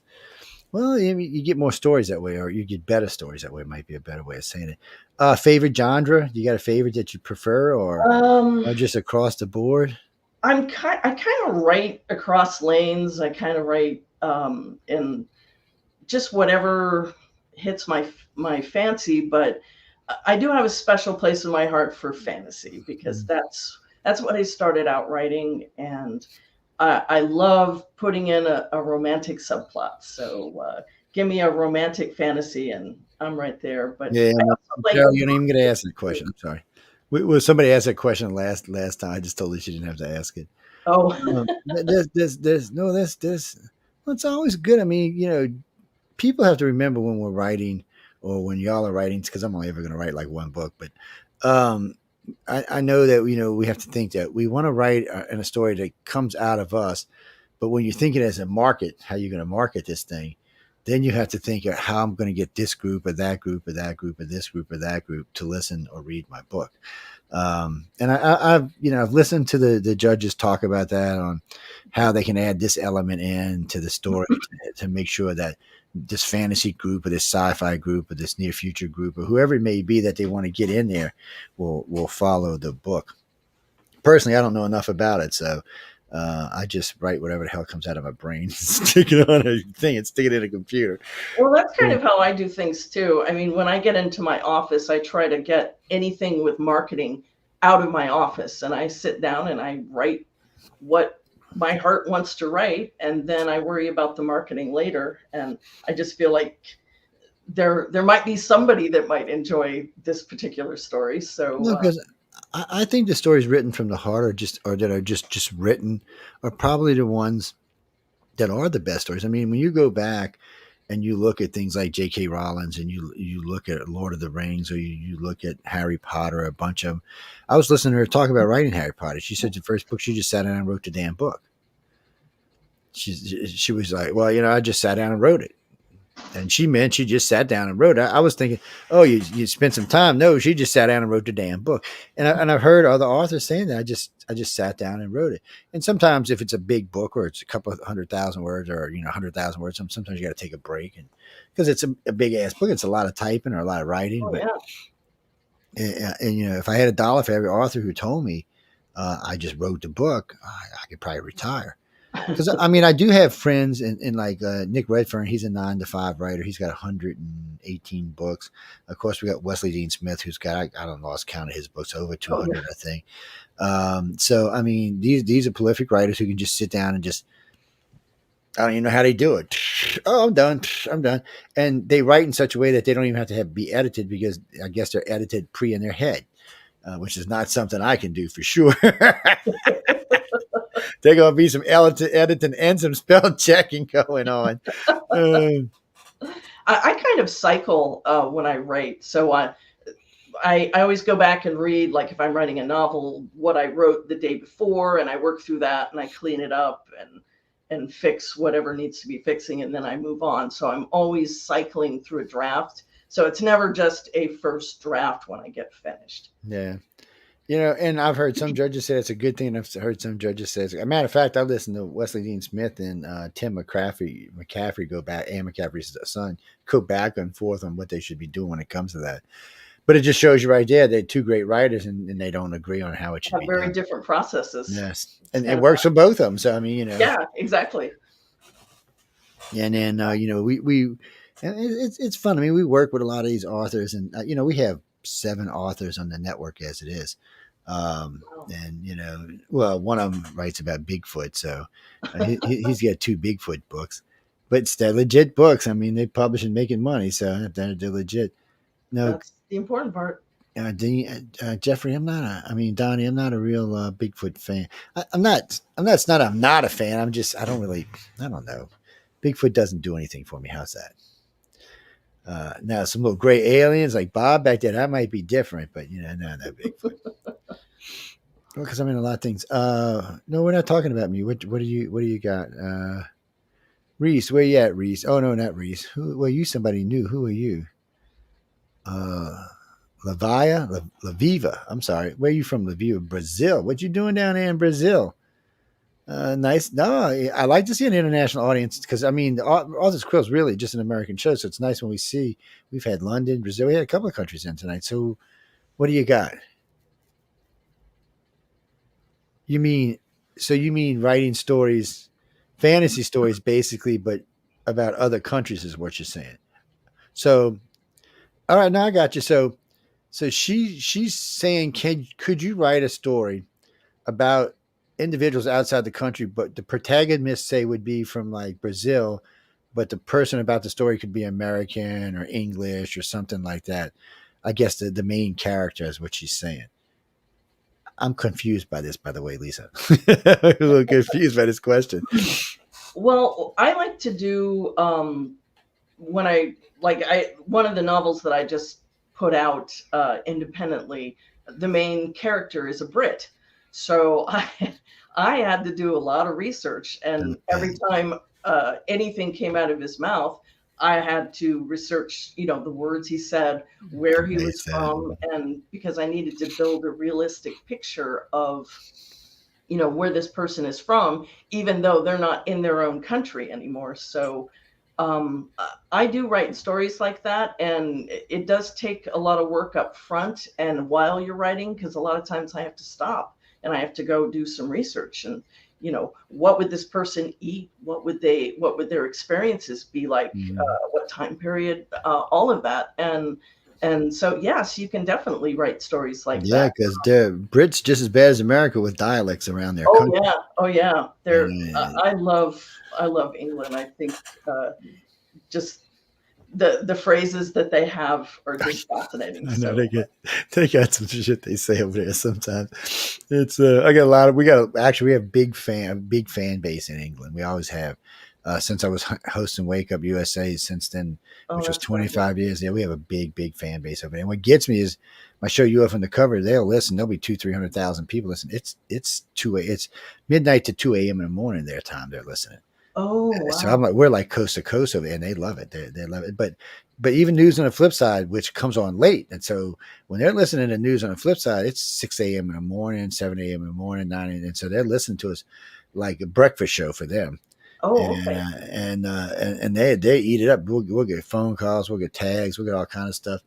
People watch us on television. They just nice. And I can understand that because I got US Europe. I got EUER news on my television, so I can watch the European news and stuff, and EU news, European news, stuff like that. And I like to watch it, but I didn't realize how many people from around the world watch our news and watch us that way. Oh, that's really cool. And to put this into perspective, so our SoundCloud service, which is one of our bigger servers, right now the number one country listening to us on SoundCloud right now is Israel, followed by Russia, followed by the UK, followed by I forgot who it was. The US was fifth. We were actually fifth on the list. Oh wow! And I was like, wow, that's crazy. And some of our other archive servers are the same way. We're not. The US isn't the first one on the list. Live service, a lot of times they're not first either. On this show, the US audience will be about the same as whatever the audience is abroad. But a lot of the other shows, the US audience is smaller. We've been around a long time, 25 years, and we've been overseas a lot. We even have listeners in North Korea, which is crazy. Wow. We started out with 1, and now we got 15. No, we got 17. It went up by 2 just recently. I have no idea who could possibly be there. And plus, he's over there talking about blowing us off the planet. True. I'm thinking, who the hell's listening though? Is it like some little group somewhere, a little pirate group, or is it somebody? It's got to be somebody higher up. I mean, it's got to be somebody who has access to the internet. And no, they're probably just listening. It might be mom and dad and the family just listening. Okay. But I mean, I don't know. I like that picture better personally. Because I mean, I'm sure it's not Kim Jong because a lot of times I have bad things to say about him. So well, that's true. That's true. I don't always talk pleasant about the gentleman house. We'll leave it at that. But still, Randy Williams, where are you at, Randy Williams? Scotland. Oh, Scotland. Thank God you're not on the phone because I would not have understood the words. You'd be like, no, I can't understand y'all when y'all are. No, I've done little interviews. They got great accents, but you saying it's Ireland with the crappy accent? No, all y'all see this. I look at it different than y'all do. So you Brits and all over there, we love all y'all's accents, Scottish, Australian. We love all of them. But I found out, when I first doing radio, that they love American, especially Southern American accents. Oh yeah, I get all kind of write-ins about it. There's an elegance to the Southern accent. I've had not the Midwestern, which has nothing, which is what I got kind of Southern, kind of coon ass accent, so it kind of crisscrosses. But sometimes the Cajun comes out in me, which I got to watch. Oh, that's cool. Yes, the Cajun's bad. We have to keep him on the lock and key. Like he's like, his friend goes, "Are you coming out from Montreal?" I said, "I'm thinking about it." He said, and he goes, "Is the Cajun Joe coming out from Montreal?" And the Cajun Joe staying at home, locked in Vetro.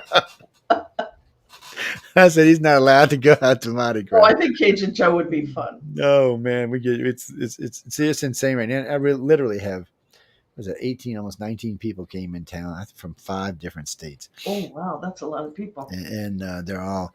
What got me is they were able to get hotel rooms as close to the city as they were. I was kind of surprised by that. And but they're all down. Poor babes. It's going to rain all day tomorrow, half of Monday. But after that, it's going to be really pretty. So Monday night and Tuesday, it'll be really pretty for Mardi Gras. So they can, Nice. and it'll be in the high 60s. So Oh, that's perfect weather. yeah. So people are like, that's going to be chilly. I said, no, not once you get in the crowd. It's not.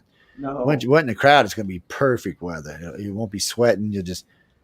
What do you mean? Oh, Gene. Cool. So, Gene, you can go to Earthlink and watch live Mardi Gras, or Facebook for that matter, or YouTube for that matter, and watch Mardi Gras for free all you want. We'll put it on a site. It'll go up on a site tomorrow, and it'll stay there on our main site until Monday morning. Then we'll take it down. Yeah, you can watch. We usually post 3 different cameras, and you can just watch what's going on. Mm-hmm. And if you see some guy throwing books, that'll be me. No, really. What's that, Janice? Well, I'll ask her. So Janice wants to know how is it being a woman in a male author's world, because she's an author herself, and she said that sometimes she feels that she's not pushed out so much, but boxed in. Which I don't understand quite what she means by boxed in, but I think she feels like the men around her kind of push her into what they want her writing instead of what she wants to write. The hell with that. I'm sorry, go ahead. Yeah. It can be tough. I made my first professional sale, then I'm going to show how old I am, back in 1994. Oh, you're a baby. What are you, like 25 or something? And I started writing fantasy, but then I branched out into science fiction. And that's when I started to get a lot of friction about what I was writing. And I don't understand that. You know, you're like the 4th woman that told me, maybe even the 5th one that's told me in the last 3 years, that they were getting pushback from writing sci-fi, real science fiction. I'm at a loss for that. I don't even know what to think about that. I really don't. I'm thinking some guys are morons is what I'm thinking. Yeah, I have a tech background. I worked 30 years as an IT professional. So I have a master's in tech. So, you know, I may not be an expert in everything that I write about, but, you know, I know how to do research. And when you start wandering into science fiction territory, you can get all kinds of different personalities. I've had a lot of men that have been very supportive and haven't tried to, you know, control what I write or tell me that I can't write sci-fi because I'm a woman. But there have been a few that have basically told me to my face that, how can you write science fiction? You know, what do you know? And I'd be like, what the hell's wrong with you? Excuse me. Yeah, it's you know, at first it upset me, and you know, I would kind of shrink away from, you know, I get that, you know, pain in my gut whenever I would start looking at a science fiction idea. Oh no.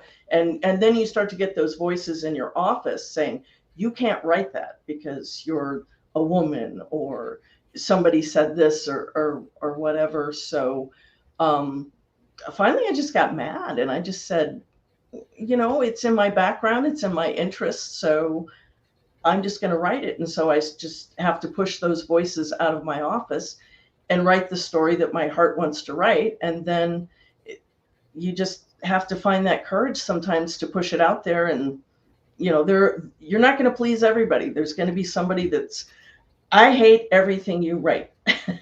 And there are going to be people that love everything you write. And, you know, and that's true. And you're going to have the people that are in between, but it's true. I mean, you're going to have people and you could write the greatest story on the planet. Everybody, and it's like, we'll use J.K. Rowling because everybody hates her now. But exactly. So she started out, everybody loved her. She was great. You know, even the people who didn't like the story ended up liking the story for the most part. I mean, you had some protractors, but then, and I always tell people not to do this unless you're like me. She came out about her politics. Yeah. And then her popularity went through the floor. And then her last 3 movies were flops because a lot of people just wouldn't go watch. Right. And I tell this to people all the time. It doesn't matter if you're a Republican or a Democrat. If you come out as one, the other half are going to stop buying your product. Exactly. I said, so it's best to not even, I said, if somebody asks you politics, I usually tell them, I said, not me personally, but I always tell people, I said, if they ask you politics, say, I prefer not to talk about politics and leave it at that. It's because it's not their business. It doesn't affect your writing. You're not writing about, the big orange headed guy or the guy who doesn't know his name. That's not what you're writing. Well, I mean, you could possibly be writing about it, but for the most part, you're probably not. Because a good friend of mine's writing a book about why the world's coming in because we have a guy that doesn't know his name in the White House. And I said, you're never going to come get you, right? He's like, I said, I'm going to wait till either he loses or he gets his next 4 years before I release it. I'm like, I was reading this pretty good book, but it's, he does take, well, we'll just say he picks on the president a lot. Leave it at that. Wow. I mean, he doesn't call him by name. He doesn't say he's the current president. But when you listen to it, the description, it's pretty obvious. Because, well, he talks about the second coming of the orange guy, which he's talking about Trump. And he's like, he said, why? I said, why are you coming? He said, because he's going to win. I'm like, well, yeah, maybe. He said, oh no. So he said, we're going to call him the second coming now. It's like, I said, don't do that. Yes, he's already got crazy followers. Don't be saying anything second coming, man. Just stop that. He's like, well, and he goes, and he's mad at me because, I wouldn't vote in the last 2 elections. I'm like, I'm not voting for people I don't want to vote for. I said, yes. And I do have a firm rule. If you don't vote, you can't bitch. But sometimes for me, it becomes a moral issue. Somebody asked me the first election because I was a Hillary Clinton fan at one point. And somebody said, well, why didn't you vote? I said, because at that point they were both so corrupt. I was just like, well, maybe Mexico's looking good right now. Just, I don't even know what to think about our politics anymore. That's why I only talk about them on news and a flip side, because we have 4 hosts on there and we can bounce it around in different directions. And it's always fun to talk about like that. And we don't discriminate. We hate on everybody. So people don't think mind when you hate on everybody. It's just when you only hate on one, they get mad. True. Because I got a good friend of mine. I was picking on him about something. He's hardcore liberal, really, really good. He's a really good guy too. And he was writing something.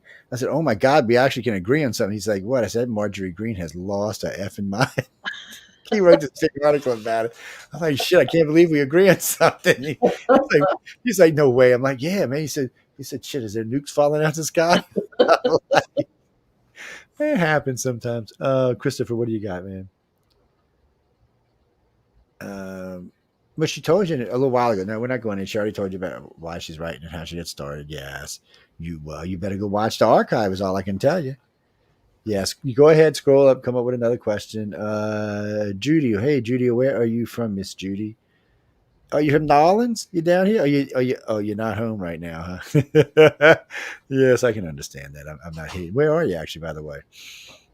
Oh, we see. That's where I was talking about. Going to Panama City. Actually, I want to go to a place called Grayington Beach. It's. Oh, I don't want to talk about this real fast, people. If you ever want to go to a place that America should be, go to Grayington Beach. Grayington Beach, you could be driving down at 4:00 in the morning. You could break down, your car could fall apart in less than 10 minutes. 4 people will stop and ask you. They'll change your tire for you. They're trying to fix your car for you. Everybody's very polite. Plus, if you don't like driving, every place has bicycles in front of it. Free, by the way. You don't have to pay to ride them. Ooh. You just ride one bike to the next place, drop it off, take another and go to the next place. You get colors, baskets, whatever you want. You just girls' bikes, boys' bikes. Nice. Which I'm still confused about the boy and girl bike. I think they got that backwards. Yeah, I always thought that too.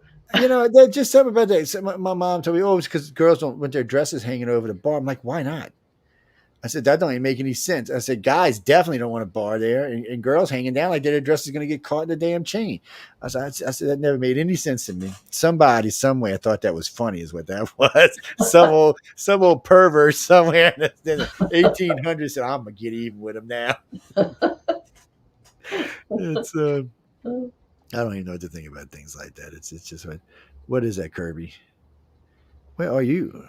Oh, no, you did Kirby James, not the Kirby Ross. Yeah, because I call him Kermit. That's why. Yeah, because he's always got that green thing on his chat box. Yeah, that's why I call him that. Where are you, by the way?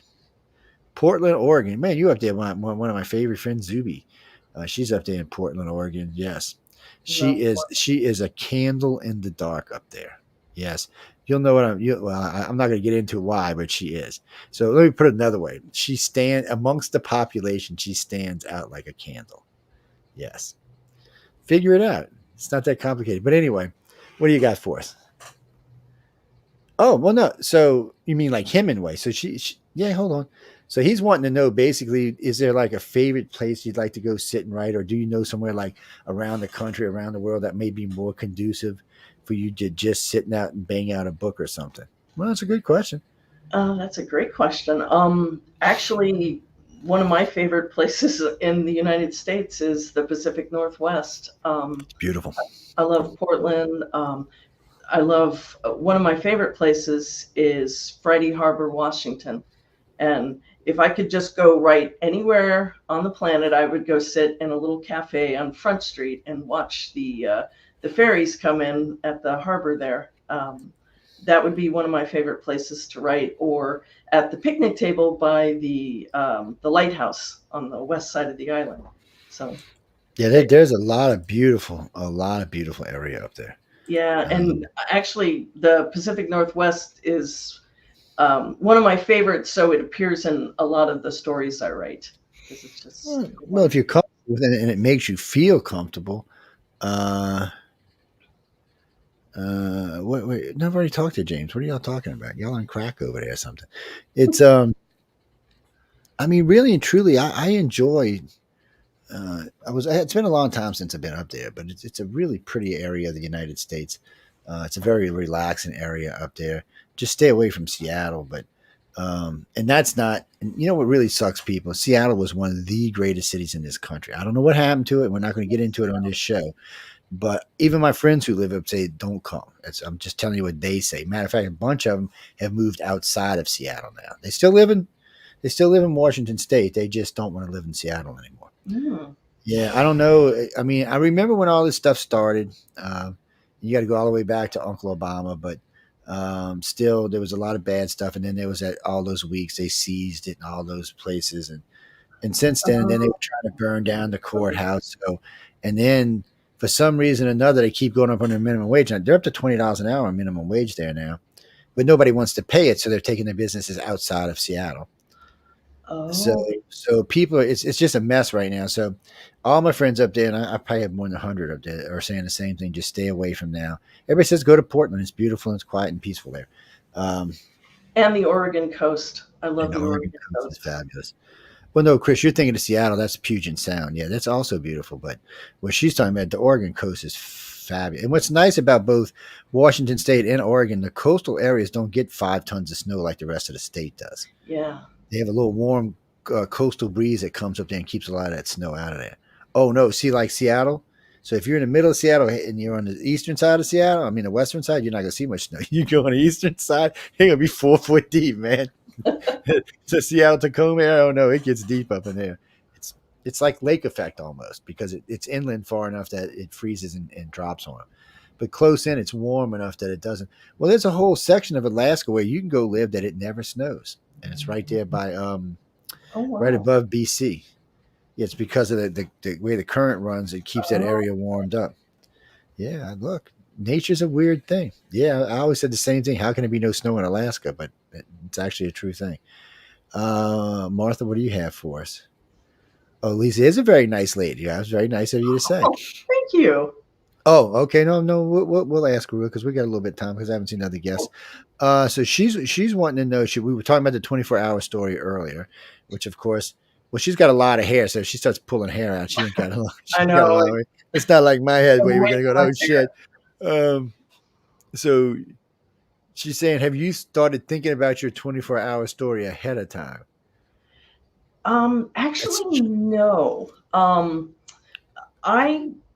I kind of thrive on short deadlines. I like to do. You'll do good then. I've written 24-hour stories in 24 hours before for anthologies and workshops. So I get very energized when I'm told that you've got 24 hours to write this story. I really thrive on that challenge. I like to do set a deadline to do a first draft on a novel in 30 days. And I have this completionist gene, so I'm like compelled to finish it. So it becomes an obsession, and I'll be at that keyboard every night and every hour until I get that story or that draft done. So no, I'm energized by it, and I can't wait to get started. Well, I'm saying you're going to do well with it. Then I mean, it'll be an easy story for you. Well, I don't want to say easy, but I mean it'll be easier. Might be a better way of saying it. Yeah, I'm not afraid of the deadline, but sometimes when you're under pressure, you're like, I have no idea. And I've got, like the guy that tore up his story that you were talking about like 3 or 4 times. I mean, that's amazing. And it's funny how many people actually did that in the 4 years I've talked to them. It's kind of weird, kind of a little bit strange, but I mean, and the thing of it is like with the one guy I was talking to, he was 65. I said, dude, why don't you hand it to your roommate? Because I said, or ask them what they think before you tore the damn story up. Yeah. I said, just because you think it sucks doesn't actually mean it does. The writer is the worst judge of their own work. That's one of the biggest things I've learned. Yeah. Well, one of the biggest pieces of advice is they give you when you get your stories read, don't let your mom and dad or brother and sister give you advice on it, because some moms and dads may be honest and some brothers and sisters, but for the majority, 95% don't want to hurt your feelings. So they're just going to, So they always say you go out to your friends and say, if I give it to one of my friends, I'll go, oh God, that sucks, Joe. What is wrong with you? Really? What are you doing with this, man? Have you been smoking crack or something? So they'll be brutally honest. That's why I'll give it to 4 or 5, because they all ain't got the same taste, but it's just part of it, guys. No, the 24-hour story is tough. I think Lisa's going to do fine with it. I think she's going to blow right through it. I don't know how it'll turn out, but no, you never do. And they got, I forget her name. She comes and she does the so she's got a list she gives you, and she gives you, I think it's a 20 roll dice and some other stuff. And you roll the dice, and then you get to pick one part of the story, and then you do that, and then you roll the other dice, you get to pick the other part, and you roll another. Fun. And it is, and she goes, I was sitting there watching it, because I said, no, I don't want none of that. She said, so at the end, she goes, you need to do this. So she gave me when she said, now sit down. So she stayed after the class with me, and she said, I want you to do this. I said, I'm not awesome. She said, you are, you just don't know it. So she sat down with me, and we rolled one. And I actually, after about 5 of them, it was a barely decent story. Nothing I would want to submit to anybody, mind you, but for just off the cuff writing for someone who's never really wrote before, it was actually pretty decent. I submitted a story to an anthology one time. It was called Recycled Pulp, and they had this huge list of all these pulp titles, the really crazy titles, and you had to give like 3 numbers to the anthologist, and then they would give you 3 titles. And that's all you get, and you have to write a story based on those titles. That was so much fun. It is. I mean, that kind of stuff is fun, and there's a lot of exercises there that I find that everybody feels comfortable with. I notice I'm gonna tell you a little secret that I shouldn't. The judges like you people who ask questions. I noticed last year for some reason the first year I was there, it was insane because there were so many people, and everybody was asking questions. And the year before last, it was the same thing. Last year, it only seemed to be like with the authors, only seemed to be 3 or 4 authors that really were. Everybody else seemed to be really quiet and laid back and didn't want to ask anything. It was the same thing with the illustrators, which was surprising to me because I was like, man, you need to ask. I mean, you got the best brains in the country for here. Exactly. Pick them. Take advantage, and they want to be taken advantage of. That's the thing. It's not, and you'll hear them. I mean, there'll be several times, they'll break for lunch, and you'll hear 1 or 2 or 3 of the judges say, "Hey, you want to come to lunch with us?" And depending which hotel we're staying at, it might be pizza next door or down in the room or across the street at McDonald's. Who knows? But they're going to go have lunch. And Kevin J. Anderson invited everybody to his birthday last year. Well, all the authors anyway. And we had a big pizza party. And so they were there, and the judges were there, and there was a lot of judges there, and everybody got to talk and be friendly. And they had the barbecue on one day, and everybody gets out there and chit chats and talks. Sometimes I go find a table and just sit down and eat, because by that time I'm freaking starving. And Because I forget sometimes to eat while and also I forget, everything closes in LA. I'm used to New Orleans where everything's 24 hours. Oh, So okay. if I get hungry in New Orleans, I go to damn Denny's at 2 a.m. or anywhere for that matter and Well, get I'm something to in eat. Vegas, so it's kind of the same way. You can always find something to eat at any time. So it's there not so much. A lot of their places closed, and I remember the first year we were there, it was me and Tom Woods and Echo Chernick and somebody else. We were looking for alcohol. Is what we were looking for. Oh, okay.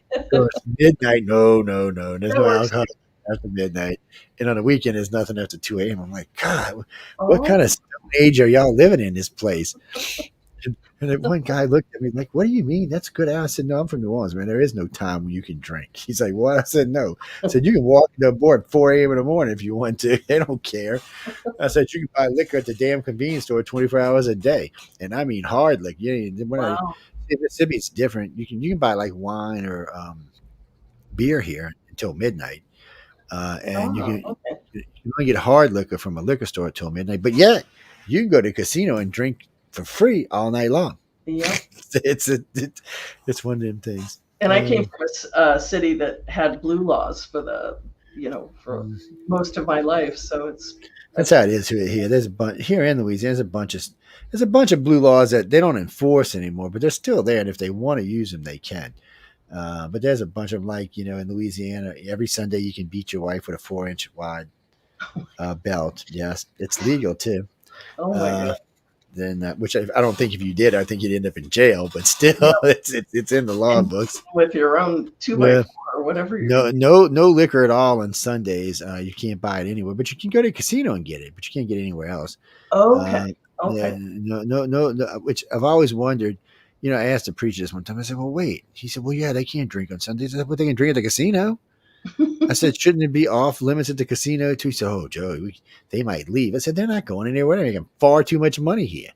I said, "They're not going anywhere." I mean, the casino floors here are actually bigger than the ones in Vegas. That's cracks. So, last time I was in Vegas, yes. So last time I was in Vegas, I was not in early times, but the very first time I went, I was in the military station in San Diego. So I went to Vegas and I seen all these big gambling floors. So I get here, we got these huge things, the whole size of a big barge and shit. I mean, they're huge casinos, and some of them have 3 and 4 decks of casino. Wow. And so I walk in. We're staying at the MGM. I walk in. Their casino floor is about a third the size of one of the smaller ones. I'm like, what the hell? And then so we went. We stayed at the Luxor for a couple of days. We stayed at Flamingo a couple of days. We stayed at 5 or 6 different because we were in Laughlin. We stayed in Laughlin for a while because I was lecturing in Laughlin for 7 days, and then we were in Vegas for a few days. So I must have lost like $35,000 and the whole trip, I think we were down like 56 grand or something. Wow. And we were making Katrina money, so it didn't really matter. But I mean, it mattered, but it didn't. So the last 2 days we were there, so I'm tired of staying at these fancy hotels. I looked around. I wanted something a little closer to the airport, and I found this place called the Orleans. I said, well, it's Orleans. So we go in. First off, the casino floor is massive. I mean, it's massive. It's 5 times bigger than anything I've seen out there. I mean, it's just huge. Wow. So I said, okay. So my wife and I started gambling, walking around gambling. By 2 a.m., not only we had won everything back we lost, we won everything back on the trip. Gosh. We spent 3 days in there, or 2.5 days in it, just hitting jackpot. Sheer luck. I mean, it's just what you call lucky because that's all it was. And then it got so bad. Security started following me around because these little professional ladies were following me around. So security said, "Get out of the." I'm not kidding you. I went up to the bar to gamble. I was playing anyway, video poker. Oh. I think it's playing Deuces Wild. And one sat on each side of me, and security came up and removed them. And then everywhere I went after that, for the whole night, there would be one sitting by me. So finally I caught up with my wife. I said, "You got to get next to me or something." She said, "No, you're a jinx. I'm going to gamble." It's like, you got to be kidding me. So all night, it was funny though, but we won a lot of money that night. I ain't gonna lie. It was one of them things you wouldn't expect it. I figured we were going to go home, in the hole, which we planned. We planned on spending half of that anyway. We just didn't plan on gambling as much as we did, but we already knew Laughlin was going to cost us X amount of dollars. Plus, they were paying me for the lectures and stuff. So I think I was being paid, it was $1,600 a night or something.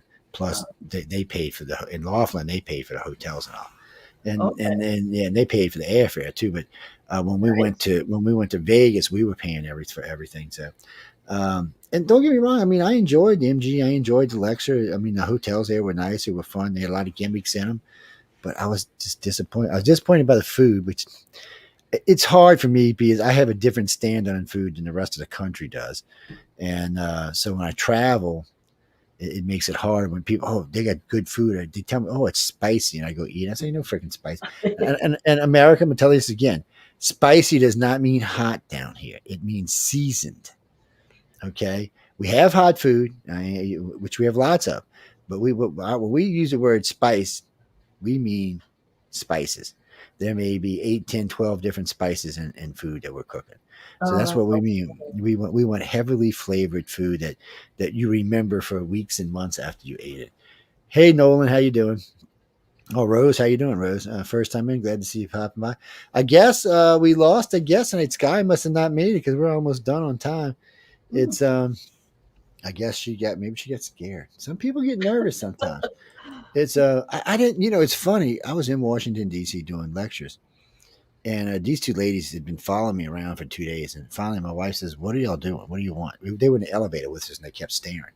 So we got out. So we got out the elevator, and Linda just finally is like, "What the hell do y'all want?" Well, we want to talk to Joe. We're just too scared to talk to him. She's like, "What?" So she grabs them both by the hand. She walks them over to my table where I'm sitting. She said they would like to talk to you. I said, "Well, have a seat and talk to me." "Oh no." "Oh," I said, "just have a seat." I said, "That's what I'm here for." I said, "I come here for y'all." I said, "I don't come here for the lectures." I said, "I can get on this freaking radio and TV and lecture all I want." And I said, "I come here to meet the people. That's the reason I go to these events." "Really?" I'm like, "Yes." And then they freaked out because I asked two of the big ufology people who were there with us if they would give up their chairs and let these two young ladies come eat with us. And of course, they didn't mind because, they just went and sat with some of our friends. And they were stunned. I still get letters from her how great the event was. This is like, we're talking like 18 years ago. I'm like, whatever. I love meeting new people and writers. Yes, it's fun. Because you learn something from everyone you meet. You did. It's always something you take away. And I've been lucky. I got to meet Edgar Mitchell and a couple of astronauts, and I've met quite a few. I've met quite a few of the shuttle astronauts, but the Gemini and Mercury guys who are ones who want to meet. So I never got to meet Neil, but Buzz Aldrin and what's his name, I got to meet at the Washington Press Club. I was there in DC giving lectures for the X conference, and cool. Edgar Mitchell was sitting next to me, and Buzz was sitting across from me, and I forgot the guy sitting on the right side of me. He was one of the pilots, and we were just talking, and I was asking him 5 million questions, and the guy's like, "Man, you got a lot of questions." I said, "Well, aren't you?" He said, "Yeah, we're here to answer your question." He said, "But you actually ask real questions." I said, "Well, thank you." But for me, it was hero worship, Oh yeah. It's meeting, and I wasn't disappointed by meeting my hero, which was nice. Even though Buzz Aldrin keeps saying that we never went to the moon. Edgar tore his ass up while we were having dinner. He's like, "Well, you never went to the moon? Then give all that money back and give that damn award they gave you back too while you're here." "I'm not giving that back. I went to the damn moon." He's like, "Oh, it was too damn funny." Yeah, but they were they were like the judges. They were very approachable, very nice, wanted to talk to people. Nice. Seemed to want to interact with everybody and wanted to tell you what they saw while they were in outer space. It was funny to me because Edgar Mitchell actually said this, and I've been bitching about this for decades. I said, "I'll never understand when an astronaut tells us they saw an alien spacecraft while we argue with the guys we sent into space to go find the alien spacecraft." I said, "I'm confused." I said, "We train these guys. We spend millions of dollars on these guys to send them to space to find ET. And when they find ET, we're like, no, you didn't." They're like, "No, you couldn't have." And Edgar Mitchell said him and Buzz were talking about the amount of craft they had seen from all the way from Gemini all the way up through Apollo, through Gemini and Mercury. He said it was ridiculous. He said the first Mercury missions, he said they would just like sit on the side of the damn capsule and watch us. And I'm thinking, because they're probably laughing their asses off going, "You're in a capsule this big." They're probably going, "These stupid humans, look at these humans."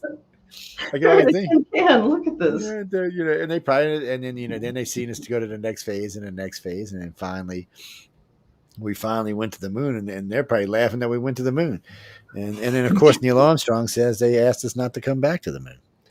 So, and I never could get him.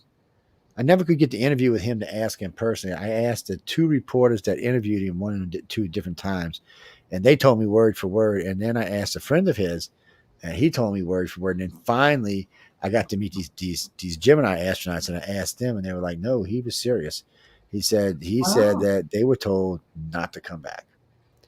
He said they was, and I Wow. said, "Well, we did quit going back. Was it 18, 19, and 20 were paid for, and we never used them. So paid Huh. to wait. That's what's even worse than that. All the crews were picked out and trained, and all the missions were paid for. The money had already been done. All the equipment was built. Everything was assembled, and we just said no. Now you know that's not how that happened. They got used somewhere. Unfortunately, we'll just never know what it was. Exactly. Rose, they did find out about 18, but other than 19 and 20, we'll never know what happened with them. Wow. I mean, they couldn't even find the damn pictures in NASA. It's just kind of Really? fun. Yeah, NASA's a mess. And then recently they found Neil Armstrong's boot print on the moon. It was made with the crosses on them. The one they have on display at NASA has a big round circle in the middle of it. It's not even the same boot. Oh my God. I'm thinking, and everybody's, oh, we didn't go. I said, no. I said, probably it's at some other NASA facility somewhere. I said, they just did. I said, you can't have the same suit at every facility NASA has. It doesn't work that way. No. And I've been to several of them where they have like the lander and the suits and all that, and they say this is Neil Armstrong's suit. No, it's a replica, is what it is. Because Yeah. as far as I know, they didn't have 4 or 5 of them. So, actually, Jackie, what you got? One more question because we're out of here because we had 10 minutes after. Well, no, Sky didn't make it. I guess. Well, no, I'll let Carmen know. Carmen will take care of it. Well, because we're doing short ones with everybody until we get this way. Everybody's used to me, and I'll know what's coming in the interviews when we get there. Because last year, getting interviews was like pulling teeth. Really? Well, a lot of people said I was intimidating. I'm like, you're shitting me, right? And the guy says, you're in 3-piece suits, man. You just intimidate. I said, I'll wear jeans if it makes you feel bad. I said, I always got jeans and T-shirts with me.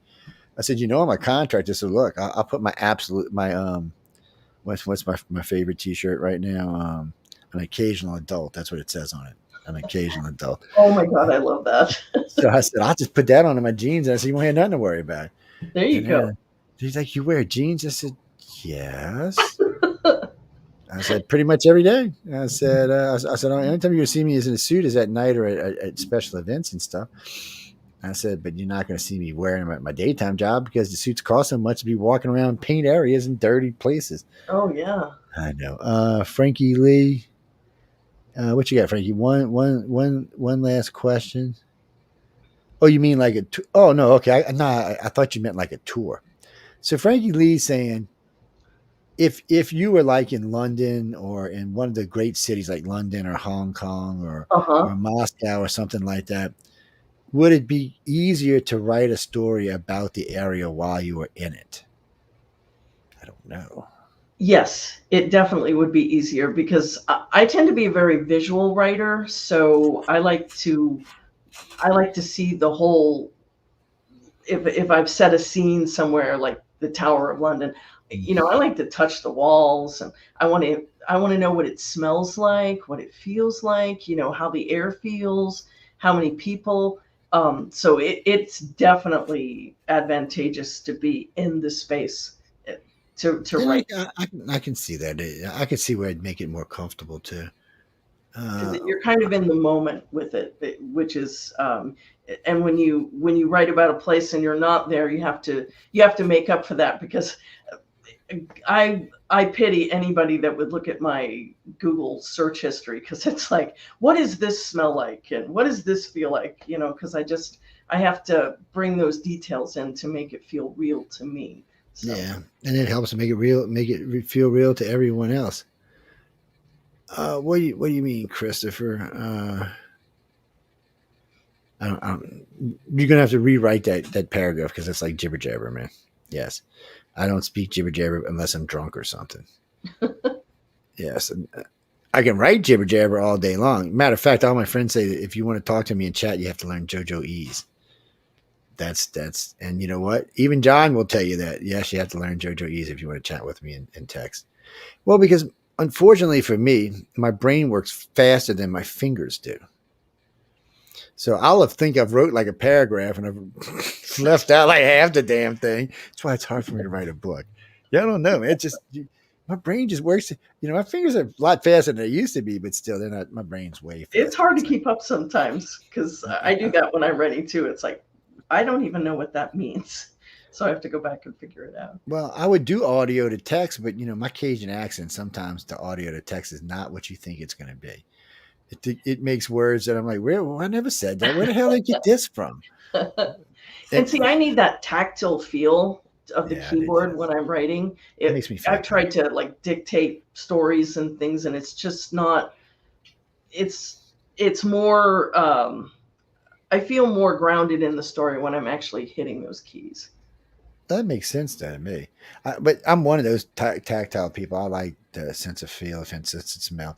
I don't think people realize how big a sense of smell can put something in your head. I mean, it can put a memory in like that. Yes, I mean, it's smell of a perfume or a favorite food. And Claire, I actually think the sense of smell for me personally brings the feeling much closer, because tactile works fine. But if I can pick up my glass with my tea, like just it's great. But if I get in there and smell it, and I'm like, I smell that lemon and that tea. See, that brings it. It really brings it to my brain. Exactly, and those details. I mean, if it's the type of tea or the smell, I mean, it can change your whole story. It can, and it can definitely change the outcome of a story for sure. And who picks up that glass, it can change your whole story. Yes. Oh, Gene, don't start with the glass half full, half empty. You know what it is? I'm gonna tell you exactly what you damn pragmatist. Okay. It's not a half a glass. It's not half empty and it's not half full. You know what it is? It's a half a glass of whatever. Yes, it's not. What does it matter if it's half full or half empty? It's just a half a glass. You're just making it half full or half empty. It doesn't really matter. See, the first time I ever took one of those tests, I still remember the psychologist looked at me and she said, "I've been doing this 40 years. No one's ever said that before." I said, "Well, isn't that what it is? A half a glass?" She said, "Your brain does not work like a normal person." So there's a bunch of questions she asked me. The answers were like, she's like, "Really?" She said, "Your brain does not work like a normal person's brain." I said, "Well, my doctor said I think abstract." I said, "Maybe that's what it is." She said, "And how high is your IQ?" I said, "It's up there a little ways." I said, "I'm still dumb as dirt." And that's another thing, people. My IQ is 169, but you know what? It doesn't really matter because it's in science. I'm gifted. It's 172. Okay, wow. I do have a bachelor's in science, but you know what I do for a living? None of that. None of that. All high IQ means is that in abstract thought, you can think faster and better, but in everyday regular thought, it does not make that much difference. And it doesn't matter if you haven't learned the material. It doesn't matter what kind of IQ you have. You can't use it. You still have to be. All an IQ is like a booster, is what it is. You still have to do everything a normal person would do, and if you want that IQ to be any better, then you'll do it faster and better. But you still have to do it in order for that to make a difference. In other words, I can't just look at the computer and say, "Oh, look, I know everything now." It don't work that way. That's funny. It's it is. I never understood it when I was young. They kept, "Oh, you're gifted." I'm like, okay. I thought they mean I was retarded or something. No, really, I didn't know what the hell they were talking about. And what do you mean I'm gifted? How dare you? I know. I'm like, "Well, you mean the short bus? I will slap somebody." and then I remember when I was joining the Navy, and I had just taken the ASVAB and I scored like 98%. I was outrageously high, and they're like, "Wow, what is your IQ?" And I said, "Well, I got to register with Mensa." And he's like, "Oh, really?" And he came back. He said, "Well, you can do anything in Navy you want, right?" And I'm like, "Really?" I said, "Well, I want to do advanced electronics." And that's what I ended up taking it. Advanced avionics and advanced electronics. Oh, wow. Yes. I'm a geek at heart. I can't help myself. I love tech. I do too. I can't help myself. Stuff apart and putting it back together. I remember the first time I took a computer apart, everybody looked at me like, "You're going to be able to put it?" I said, "Yeah, I'll fix it. Don't worry about it." I remember my first computer, and I still to this day, for the most part, build my own computers. I just bought a 224 cores because I was in a hurry, but usually I build them myself because I like it because then I know where everything's at. Well, I don't have the time anymore. What you got under the hood, essentially. And, yeah, it does. And, but now my time's more important to me than building the computers. Yeah, because that's it. I don't have that kind of free time anymore. When I was younger, I had the free time to do it. Exactly. Now it's not going to happen. That's why those two guys. No, Chris, you don't use water inside your computer. No, liquid cool You can. All right. If you think you're going to you can do a cool system with water and you're just going to ruin your computer. They have non-conductive fluids they use that will, even if it leaks, it will not harm your computer. So that when the first computer to ever break a speed test was built and immersed into mineral spirits. That's what it was set into. They just set it in a bathtub full of mineral spirits. Yeah, the whole thing, and it ran its little happy ass off because it never got hot. That's why. Yeah, Yep. water, liquid cool is great. Yeah, I have both of these computers are liquid cool. This one I'm on right now is not, but the other two are, and they're great. And as long as they don't leak, they're always great. Yeah. Mm-hmm. All right, one more question since we're already 20 minutes over. What is it, Helen? Helen of Paradise. What the hell does that mean? Paradise, Nevada. Oh, it could be Paradise, Nevada. I thought about that. You in Paradise, Nevada? No, you're not. Where are you? Maui. Wow. Oh, you're in Maui in Hawaii? Well, nice. Oh, that's much better. Yes, that's true. I'm not arguing with it. That's pretty much paradise Maui out there. is beautiful. Oh, so she said, now don't get offended about this question. She said, because she lives in Maui, Hawaii, where there's lots of Maui Wowie. She said, would certain substances, would they help you to would it help you to use your imagination?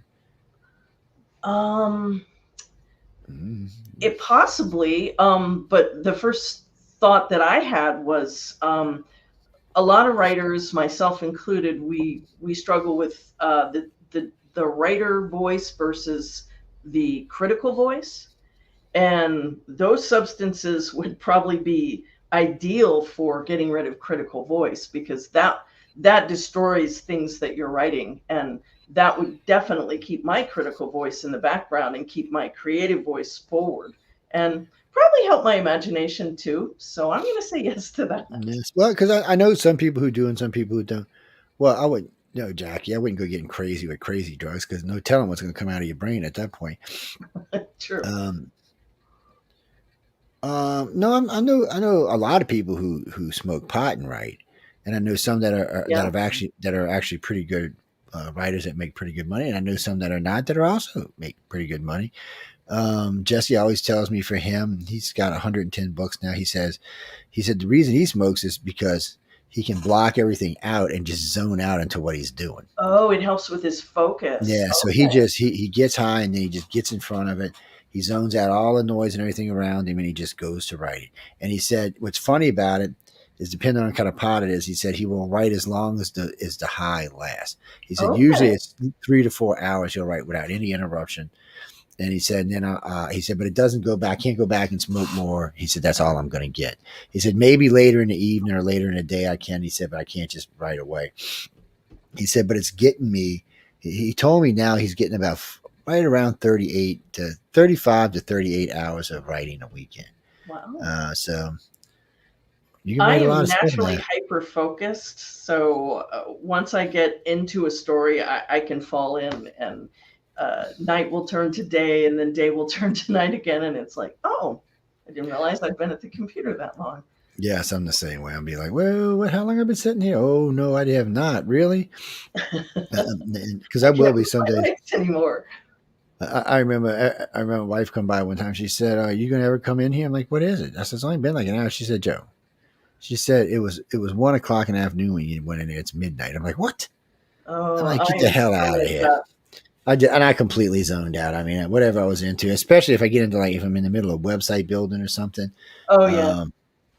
I'll just zone out into it because usually when I'm building a website, it means creating banners and creating all kind of other little things along the way. So I just zone out into finish things, so I stay at it a lot longer than maybe I should. Well, right now I'm doing 2 years of Writers of the Future's pictures right now. So it's a boring thing to do. So I just zone out and I'll have something else going on the computer. Or I might even be listening to Mission Earth or something while I'm doing it. And I'll just zone out into it. I'll be listening to that and then putting everything up and getting it done. Because right now I'm just posting them all, and then I'll go back and pick out particular people and make little groups of them, the staff, and then some of the writers that I may have too many pictures of. I'll put them in little pockets of pictures, and that way they can look at them and take some or say, Joe, that picture's got to go. That is ungodly hideous. Because some of these pictures are like, You sometimes you just catch people with their Oh, mouth yes. open or their eye twitching or something. It's Yeah. not like it's intentional; it just happens. And I got a couple of the boss and all of them. I got some good ones of John. I got some good ones of Emily too and Joni. And I like to harass. Yeah, I like to harass Joni because she lets me sit up front at the gala. And she said, "Okay, sit here and behave." I'm like, "Okay." She seems like a very amazing person. She is. I'm looking forward to meeting her. The first 2 years, she came and sat by me because she thought I was going to get in trouble because she knows how I am. I'm like, "No, I'm going to behave. We're at the gala. I'm well behaved." I said, "I'm in a tux. I'm well behaved." and then last year she moved me. She put me on the other side of where I see because what's her name? Beatrice, I think is her name. She had these great dreads on, and so she said, "Well, they need to see us." I said, "That's fine. Just put her here and put me over here." And as soon as they did, they switched the camera from the other way.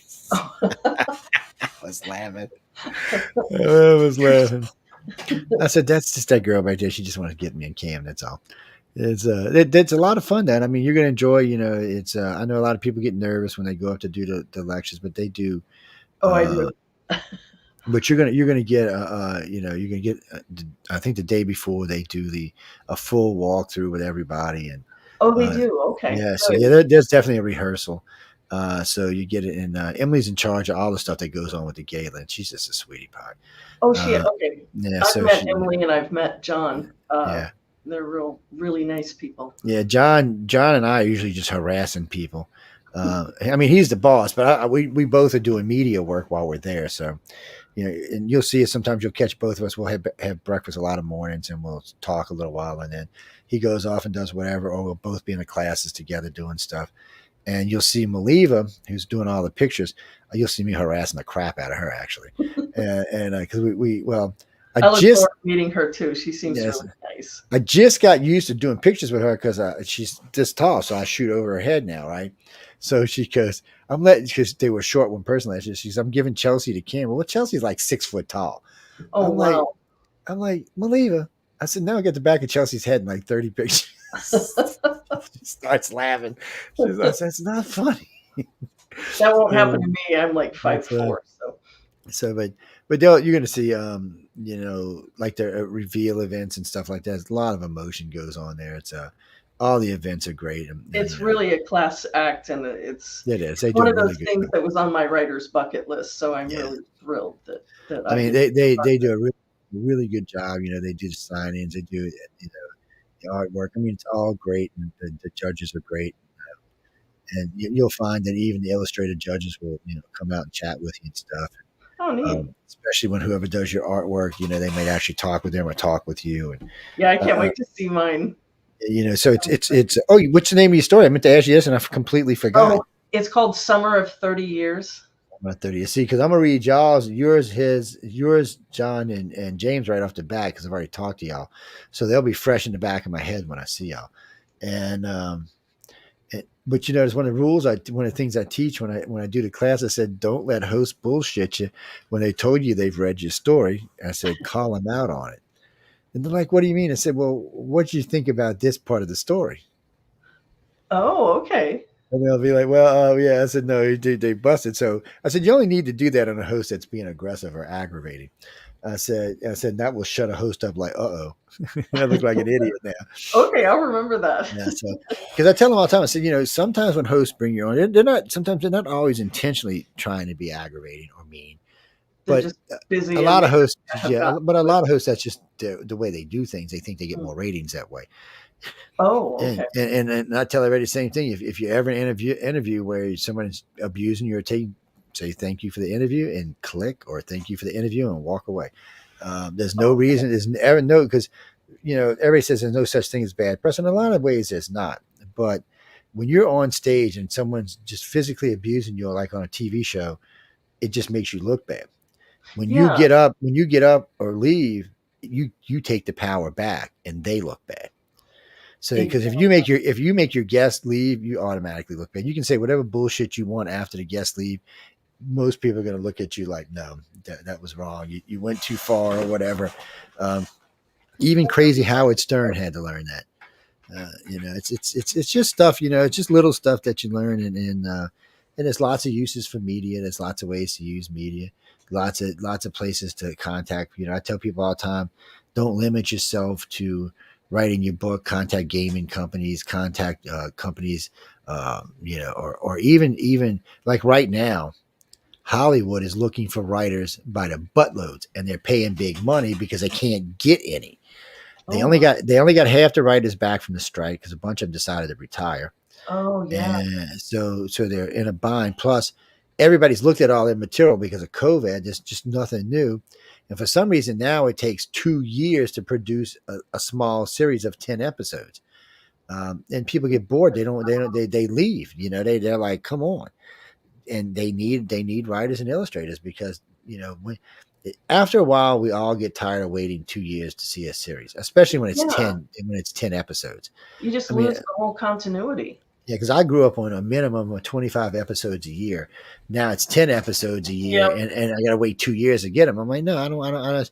It makes me. It takes away the loyalty I might have for them. And I may like with Doctor Who's now and new Doctor Who's, it may take me a year to look at a new Doctor Who, only because that's the way they do. And right now, you had 3 episodes last year, and that's not going to have any new ones until 2025. Yeah, I'm more comfortable waiting so I can enjoy the experience. But I love the specials, so I can't wait to. Well, the specials are good, but like with David Tennant, they were good. But it's and a new Doctor looks like he's going to be decent. He looks like he's going to be. Oh, he looks amazing. I really enjoyed him on the specials. I can't wait to see him in his episodes. He did a good job, and we'll see how he goes. But still, it's Nishudi. Is that how you pronounce it? Nishudi? Yeah, Nishidi. I think that's how you pronounce it. Well, it's been a couple of weeks since I've seen it, so I don't want to say for sure. But he did.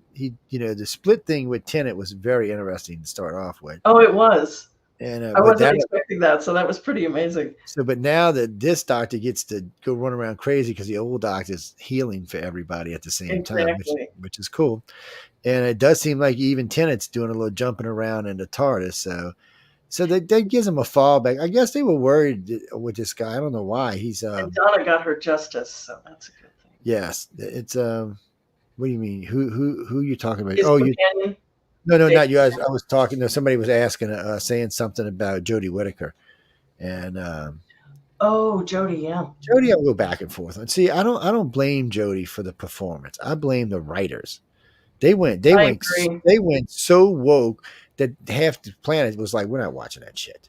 Well, she's such a talented actress. Yes, she's a good actress. She never really got to blossom on the show. She rarely had any real performance where it wasn't just something utterly stupid. Yeah, they didn't give her the kind of material they gave to some of the other Doctors. Exactly. Even it wasn't fair. No, it wasn't. It was almost like, well, we want this chick to fail, and and I never understood that. And I never understood. They were talking about. And then they got a big uproar because if you watch the old Doctor Who's, you're not supposed to be able to jump sexes. So the old Doctor Who's actually say that can't happen. They go into a lot of reasons why. But anyway, we're in the future now, so it doesn't really matter. But what everybody was bitching about mostly was if we were going to do that, why didn't we just bring River Song back and give her own series? And and I agree, River Song, but still doesn't mean we can't have a female Doctor. River was all for it, so I don't see what the so you could have had River Song in her own series, just like you had the crazy little chick from the old Doctors. I would have been fine with that. Would have been fine with that. And as far as Jodie being a Doctor, I mean, there was some reserve, but I think if she would have had some good writers, she'd be much better remembered. Oh yeah, because I've seen her in a lot of. I love watching. I just consume lots of video and shows from the international community, and I've seen her in a lot of things, and she's really talented, and it's just really a shame. Well, she was asked at some conference, and she said, "Well, I'm not hating." She said, "I just don't feel like they knew how to write for me." I agree. She said that's really what it felt like. And the guy's like, well, what for women? He said, no, not. He said, because they could write for River Song and stuff. He said, I don't think they knew quite what my range of talents were and how to use them.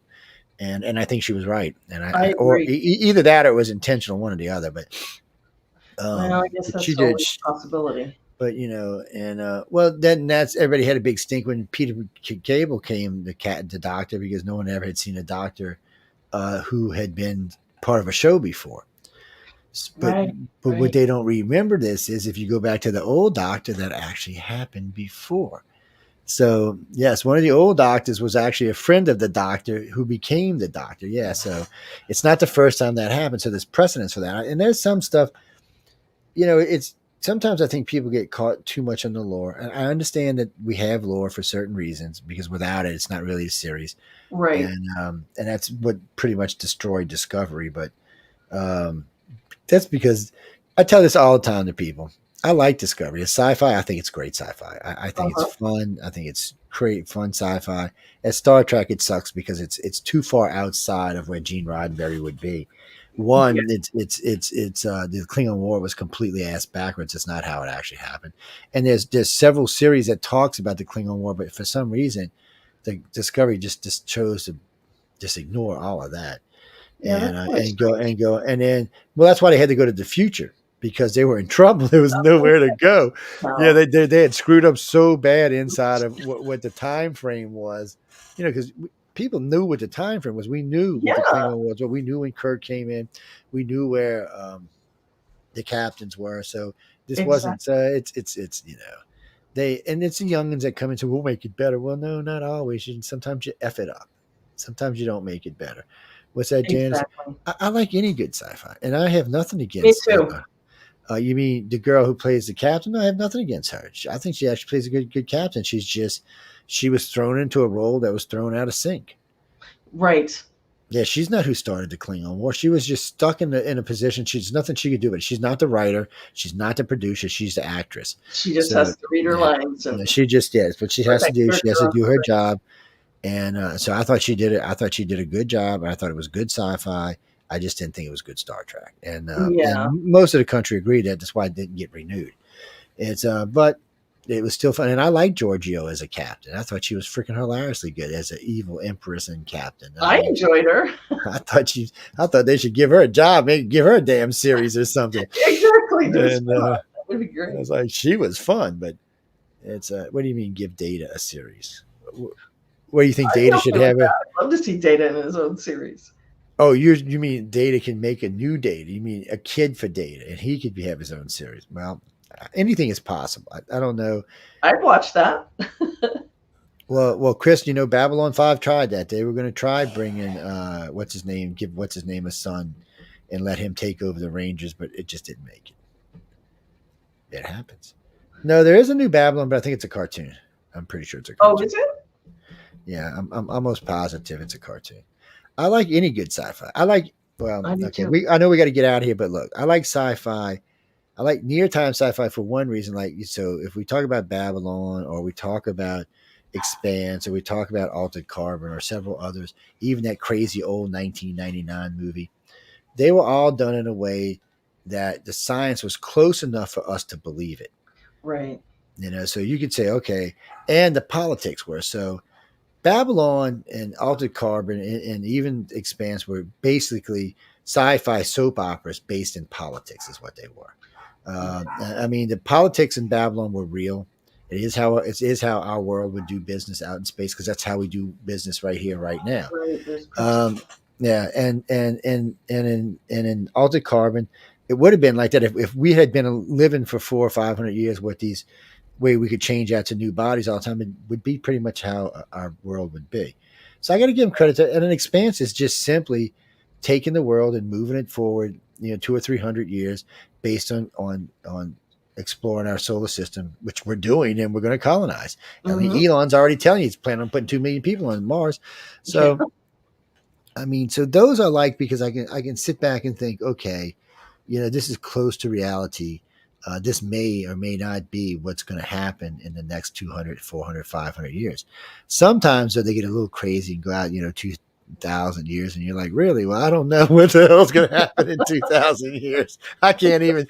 Well, because I was thinking, if you go back to the 2000 World Fair or even the 1900 World Fair, and you go listen to all the promos before those World Fairs, none of that shit came to pass. No. I'm still waiting on my damn flying car, by the way. Me too. Where is my flying car? That's it. I want my damn, and I don't want that stupid little carbonated flying car. That's not a real flying car. No, I want the real thing. Somebody said, "Well, what do you mean the real?" I said, "I want the George Jetson flying car." Yes. Sorry, that was a picture in my head. Yeah, I said that thing can go in space. That thing can go everywhere. Exactly. Well, no, they have a flying car right now, but it's a joke. It's a carbon. It's made out of carbon. It's very light. It's basically a drone with seats in it. Oh. It's got like 4 engines on it. It's basically a drone with seats in it. Interesting. So that's coming. I mean, that's actually going to be legal soon, and you don't even have to have a thing to fly. They also got another one that's a little bitty plane that can land and it can fold up and turn into a car. You don't have to have a license for that either. I've read about that one too. And now they got one that can do that and also go in the water. So nice. If it'll get me out of the TSA lines, I'm good. Well, you think about it. I mean, if we all had cars, so you mean my car would do about 160 at max speed. So if I could do that in the air, man, I'm cutting trip time down all over the place. Yeah. And you don't have to follow roads that, take you. And I don't have to go get in crowded airplanes full of COVID. Yeah, exactly. You can just point A to B. So, Marsh, to be totally honest with you, I've been to LA 5 times in the last 5 years, and 3 of those times I came back with COVID. Oh, wow. And I don't think I got it at Writers of the Future. I'm pretty sure both times I got it on a freaking airplane. And I wore a mask. I actually was wearing a mask and leaning against, falling asleep on a window. And I'm pretty sure you still got it, yeah. Because I could tell I was like 5 days or 6 days into the conference. I started feeling rough. And then I was like, well, then I told them, I don't want to get around people because I don't know if I got it or not. I don't want to give it to anybody, Exactly. And everybody's like, well, we want to talk to you. Well, no, we ain't talking to me. That ain't happening. Well, because I don't want to make anybody else sick. But then I found that some other people, 2 of them had it. So maybe I didn't get it on a plane. But and they were both times they were mild case, or 3 times they were mild cases, not compared to the first time I got it. But oh yeah, I've had it once and it was brutal. The first time I got it, almost killed me. I had it for 16 days. It actually put my wife in the hospital for 11 days. Oh my God! It was horrible. It was what COVID they said really was. The 3 times after that have been way different. Minor. Hardly no fever, not really sick. Oh wow! I had 104 fever for a week when I had it. The first time, it was horrible. Now this time when my wife got it, I had already had it. I had it too long, but she went and got the Paxlovid and it kicked it out in 3 days. I mean, she still felt bad for those 3 days, but it kicked it out. I was like, well, look at this, because I'm not a big fan on gene changing vaccines. I took the Master, this Johnson & Johnson one 3 times because it was traditional and it was made out of the virus, just like our flu virus. But the Moderna and the Pfizer made me nervous because their RNA, I forgot what the actual number is, but they change your genes. And I didn't like the fact that they change. And then now we've got all this stuff about, people are suing them because they lost hair. People are suing them for all sorts of things. Cancer rates going up too. That didn't happen to me, but well, you're lucky. But actually, legitimately, it did happen to a lot of people. Enough people that there's a class action suit now, and it's just, and then they're trying to argue: was it the vaccine, or was it with the COVID, or was it both? Well, well, because if it's the COVID, there's nobody to sue but China, and you ain't getting none out of China. No. And if it's the vaccine, of course, you can sue Pfizer and Moderna, but only to an extent. People don't realize, right? In this country, once a vaccine is accepted by the CDC, it's a lot harder. You can sue, but they have like a set number, like $50,000.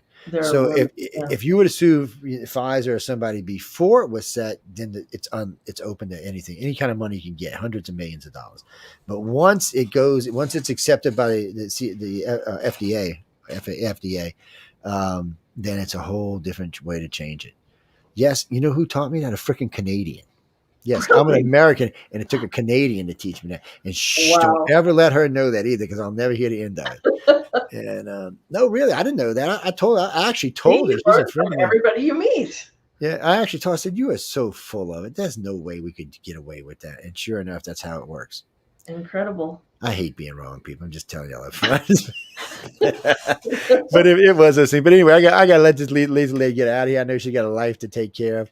It was very fun. So we got a good interview in tonight. It'll be available. It'll be available on YouTube in just a few minutes. It'll populate up there on its own. So I think it's going to be on UFO Gods and Extraterrestrials and UFO Paranormal Radio. So that's what's on YouTube. It's also on Facebook.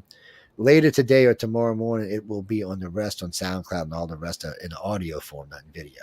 So you'll be able to pull it. And these are always the same thing. I'm going to tell this to the other guys.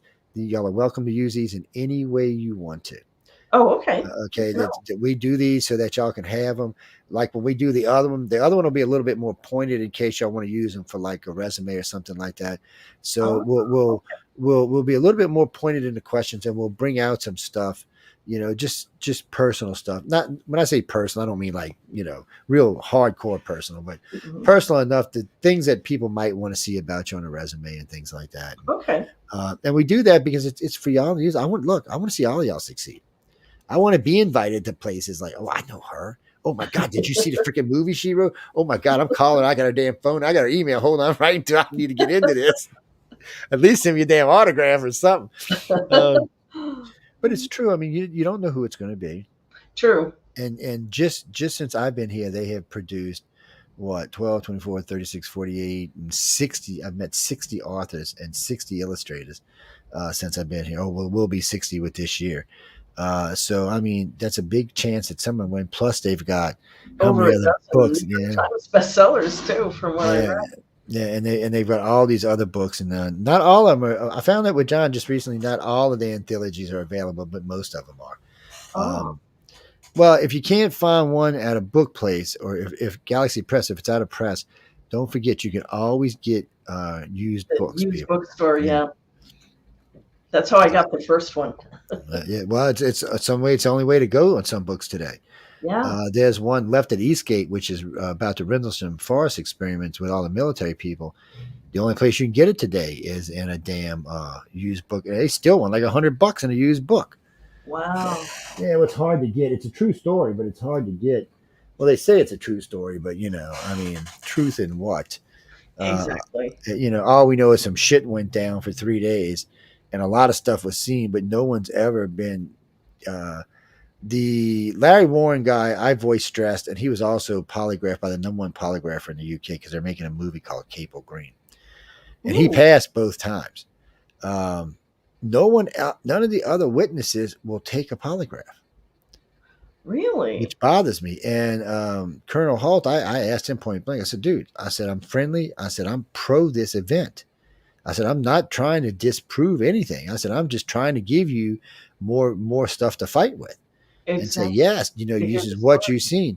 Because John Burroughs and Jim Penniston said all of a sudden they got in this time traveling stuff and all kind of other stuff. They just kept adding and adding and adding to the story. So I finally just said, look, either shut up or get polygraphed. I said, because now I'm thinking you're full of what. I said, y'all all hate on Larry, but he took the polygraph and voice stress. Y'all won't. I said, so who here is really the liar? And then Colonel Hall said, well, and then he was going to do it, and then for some reason he didn't. So, yes, John, I have a degree in voice stress analysis, body language, facial recognition. Yes, I do. I have a private investigator's license. Yes, I do. I have advanced hypnosis courses. It's yes, I believe in a wide range of educations. Well, because you never know when you're going to need one of them. Exactly. And Klein, that's your name, right? Klein, let me tell you something. So you're saying you can't be hypnotized, right? That means you're dumb as dirt. Your IQ is like 50. I'm sorry, I'm not trying to make you mad, but the smarter you are, the easier it is to hypnotize you. Yes. Really? Yes. The smarter you are, the easier it is to put you under. Mainly because certain levels of IQ and above have a much better concentration. Dumb people have a hard time concentrating. Okay. It's about the concentration. It is. There's a couple other things that go along with it, but that's one of the main factors. Well, because also smart people a lot of times will accept hypnosis for what it is. When you explain to it correctly, hypnosis is something is a tool that can be used to retrieve memories and stuff like that. It has to be done in a certain way. I'm very strict on it because I don't want false memories. So when we let's like Lisa told me something that happened in her life. I would say, okay, Lisa, on October 19th of 2019, at this time, I just need you to tell me about this event. I'm not going to ask you any questions. I just want you to start from the beginning and go all the way to the end. And then I'm gonna say at the end, I'm gonna say, why don't you go backwards and rehash these events? Then we're gonna stop all the tapes. We're all gonna sit down, maybe have dinner, get some coffee, and we're gonna go through all the video, and because we had the voice stress meters running as well. So like if I ask you a question, say about something that happened, and that voice meter spiked 8 or 9 times, well then you and I would focus on what we can ask about that question. Okay. If it didn't move at all, it would either indicate that there was no fear or it was just an outright lie. So it helps to know where to go, because when you're talking to people, you can't use any types of words. Like if they were abused by someone, you can't use those words because that's just feeding it. If they said aliens came and got them, you can't use the word alien. You can't use the word spacecraft. You can't use the word great. You can't use any of that. I need you, because it's in their head, especially if they're like at a level 5 or higher. They're very susceptible. Yeah. So you'll hear me say something. Well, you told me you seen something or someone on this particular night. Can you describe to me what they look like? And then you'll go into detail about what it is. And then I can ask you, after you do me all the description, say, well, what do you actually think it is? And then you can tell me. And then that goes into the hypnosis session. And we can say, okay, suspectedly, maybe she saw a gray or something else on this particular night. But it allows us to move around. So like if it's a poltergeist activity or if it's a paranormal activity, it gives us room, or if it's just bullshit, it gives us room to move around. And with the voice stress meter running next to a with the voice stress meter running next to hypnosis, it makes it really hard to lie. And the real reason is because most people forget it's there after a little while, because it's actually sitting. Yeah, it's actually sitting on the side behind your head, and it doesn't make any noise. So you just forget it's there. I can see it, and the tape can see it, but no one else can see it. So but the subject forgets it. Yeah, they forget it's there. And we make you actually bring a little mini tape recorder with you and put it on your chest to record everything that comes out of your mouth, because we don't want it to be relied just on us. We want you to know everything that was said from your mouth, because you were under hypnosis. We usually actually will ask that you bring someone with you that you trust implicitly that can sit there and listen to the whole thing. We always bring someone with us because we're just protecting ourselves. Because you never know who's going to be a crazy person, and or who's going to say this, that, or the other thing. So it's just, and that way everybody feels protected. So it makes the sessions much calmer, much more relaxed. You don't have to worry about is the guy doing hypnosis a girl, didn't have pervert or something. There's no need to worry. Your friend's there, your tape recorder's there, our friend's there. No, this is going to be a nice, peaceful, calm session. So you can relax in to where you need to be. Plus, there are 2 sources, so that if one tried to say, "Oh, well, you said this," you can say, "Well, I have the tape, and I didn't." That's right. That. And that's the way you want it to be, because you don't want somebody. Because I've seen this happen before, where hypnosis sessions are done, and then the guy or the girl who does a session takes the information, changes it, and turns it into a book about and they will say, "Oh, it was about such and such's experience," because if they write it that way, they don't have to give you actual credit for it. Or give you any money out of it. So, in our organization, it's different. Matter of fact, all of our researchers are under a non-disclosure agreement. They can't even disclose information so they have to get permission from us. Then they also have to get permission from the individual they're talking about, written permission.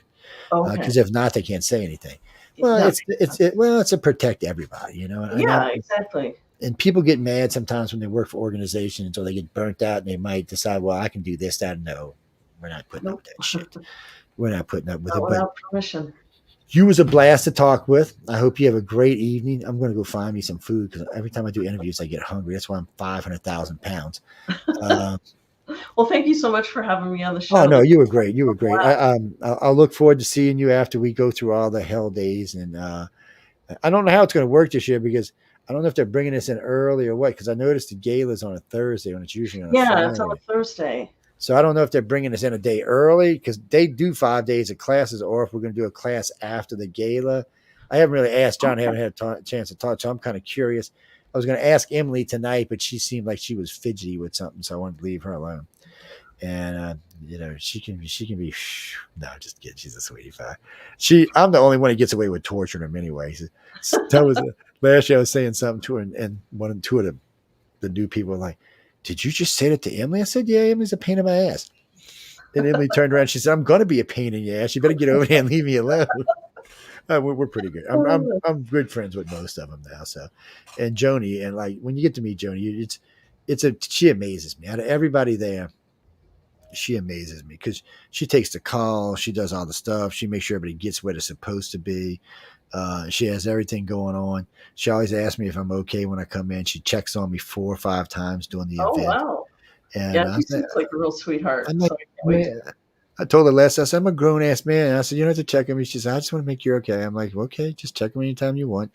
And she does. She takes real good care of me the whole good time. And which makes me feel like family because I don't have to. I am after the. I mean, granted, they're getting favors out of me, but still, I am, kind of like family over there now. So that's really cool. And you'll get to go to author services. They got a great coffee. If you like coffee, they got a fucking great coffee machine there. Okay. They got one of them copper ones, the big ones. Oh man, I was in there. I had I can't think of her name right now. I had her making me all kind of coffee. I was like, "Come on, let's try this kind. Let's try this." She's like, "Joe, like, let's get some of this." She said, "You really like this coffee machine, don't you?" I said, "Shit, if John wouldn't notice, I'd take this bitch home with me." It's probably like a 10 grand coffee machine, but still. It'll fit my luggage. I know it will. I said, "He won't notice. I'll put it in a box." There you go. I said, "I'll have it. I'll ship that son of a bitch overnight or something." I don't even think I would know how to work the damn thing. To be honest with you, but you'd have to call him and say, "I have your machine." Then he'd be referring me to what's her face. No, you got to talk to her. But I mean, it's a great place. It's a great building. There's a lot of fun stuff in there. A lot of great material in there. I've been there several times. It's a good place to just sit and relax. They got a ton of books in there. Okay, great. I think all of Elron's, I think all of Elron's stuff's in there. Okay. And because people give me trouble all the time about you work for Scientology. I said, do I? I said maybe look at my paycheck and see what it says. I said, it don't say that. Well, L. Ron Hubbard wrote some amazing articles about writing fiction. So he did. He's looking forward to seeing some of these. A lot of his works I appreciate.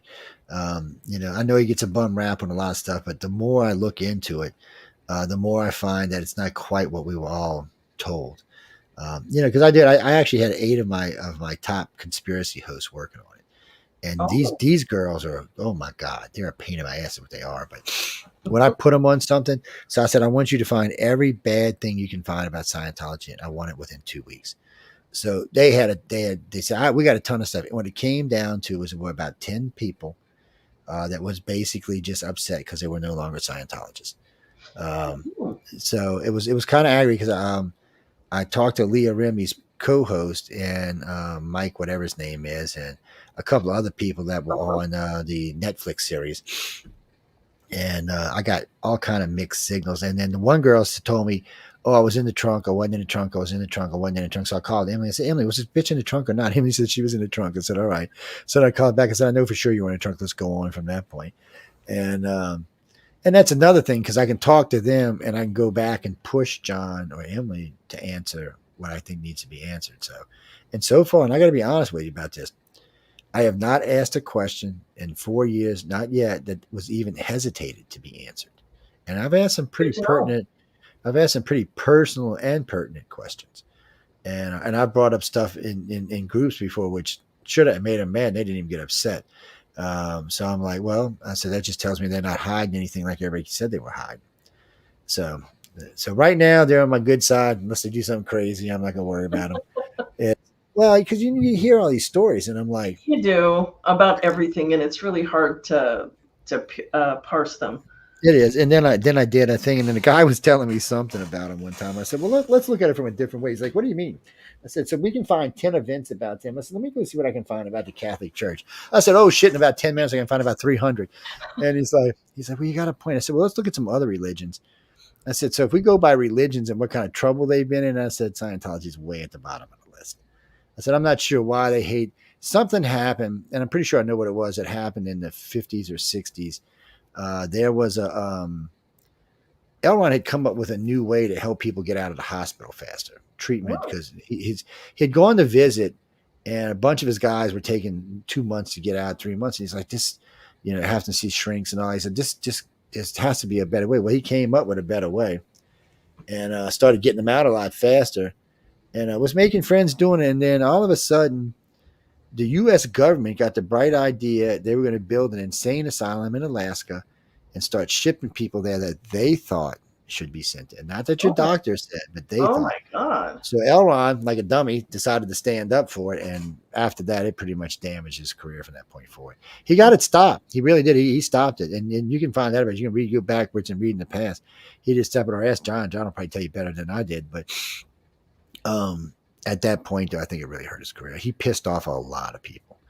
Pissing off senators and congressmen, it's going to come back to bite you in the ass no matter what. Yeah, there were a lot of blacklists in the 50s. Yes, and especially if you were picking on the liberals, all certain media were going to hate on you. So and a friend of mine goes, "You hate on liberals?" I said, "No, I hate on everybody." I said, because I got liberal friends, I got conservative friends, I got independent friends, I got libertarian friends. Too. I said, I said, I believe in the openness of our system. I said, I just think we need a different kind of party now. I said, they need to take the central people from the Democrats, the Republicans, and the independents and make a party out of them. And if they did it right, what you would get is a middleist party that, say, had 55% of the control. Not quite enough to get everything done, but enough to get a lot moving. But the way it would really work the best is, so when you needed something from the liberals, like let's say we were to tackle a particular thing on abortion, well, they would already have 55, so they would just do liberals would come in and help push them over the top. Let's say they needed something from guns. Well, the liberals weren't going to do it, but the conservatives would. So this way, instead of getting what they wanted done, we would actually get what we wanted done. It would we be definitely need more parties. And we need a rule that you can only have X amount of any one job. Because when I was growing up, the Congress was made up of doctors, lawyers, right? Medical people, farmers, things like that. Today, it's 88% lawyers, and they wonder why our country is fucked. 88% lawyers. Yeah, unless it changed. Last census, it was 88% lawyers. That's crazy. And I'm like, and you want to know why our country's effed up? That's why our country's effed up. Because all lawyers do is fight, and they don't want to give in. Their job. Yeah, that's what it is. And then today it's all about, well, we're going to fight, and then you know what? And if you're in the House, I mean, you get reelected every 2 years, so you're basically get elected, and you're already back on the campaign trail. So what are you getting done? And then the Senate gets 6 years, but still, even there, within a year or two, they're back on the campaign trail. So I'm kind of like, so maybe 2 terms for senators, that would be 12 years, and 6 terms for the House, that'd be 12 years. And that's it. Go retire. Go be a governor or a mayor or something. Yeah. Get the hell out of the Senate, though. Because the only place I can't see term limits is on the Supreme Court. Because I'm not sure how they would work that out. Because there would be too much power. Like that would be difficult. Because if you had like 3 of them's terms come due at one time, it would be whoever was in power got those 3 seats, like the Republicans did poor Obama. That's how it ended up being. And so we can't let that happen, because that would really screw shit up. And then you'd have campaigning right in the middle of important cases. So it's, they're going to have to keep that, but everything else can have term limitations. Everything else can have it. And I'm all for it. And you know what? I've interviewed several congressmen and 7 other people. And everyone I've talked to said we need term limitations. Every senator, every House rep, every aide I've talked to all say the same thing. We need. But yet they're the only ones that can do it. Right. So what's holding them back? Yeah, what's holding them back? Yeah, I ain't giving up my power. There's a way for the Americans to vote on it. They could. I don't know if they have enough time right now, but they could put it up as a U.S. vote, a federal vote, and the whole country could vote. And then I still think, even with the whole country voting, I think we're going to want term limitations. I maybe not. I mean, maybe these crazy New Yorkers and Cali people will just vote and say no because they want their people to stay in office. I said, but I really think it'd make a difference, and I would think you would see and I think you'd see a transition of the party. Sometimes you might not see all Democrats in Cali anymore. You might not see all Republicans in Texas anymore. You might see some changes because of that. People are like, well, if we're going to get them out in 6 years anyway, let's think about who we actually really want there. Instead of Ron Paul's going back because that's Ron Paul's seat, or Chavez is going back there because that's his seat, or Nancy Pelosi's going back because that's her seat. Yeah, that's their seat. It shouldn't be that way. Yeah, it shouldn't be, and it's the same. But anyway, you go enjoy your evening. If you need anything, holler at me. Like I said, this will be up in a little while, so it's free to use. And the video, and like I said, the video up will be in 2 minutes. As soon as I hit stream, it's going to go right to YouTube and publish. Sounds so great. It's right there. Thanks again. I'll see Thank you in you. a couple of weeks, and enjoy the time, girl. It's going to be fun. I do too. Thank you so much. Crazy. Look, the only advice I can give you: get lots of sleep before you go. Okay. Will do. Thank you. Thank you, sweetie. Let's see. In stream.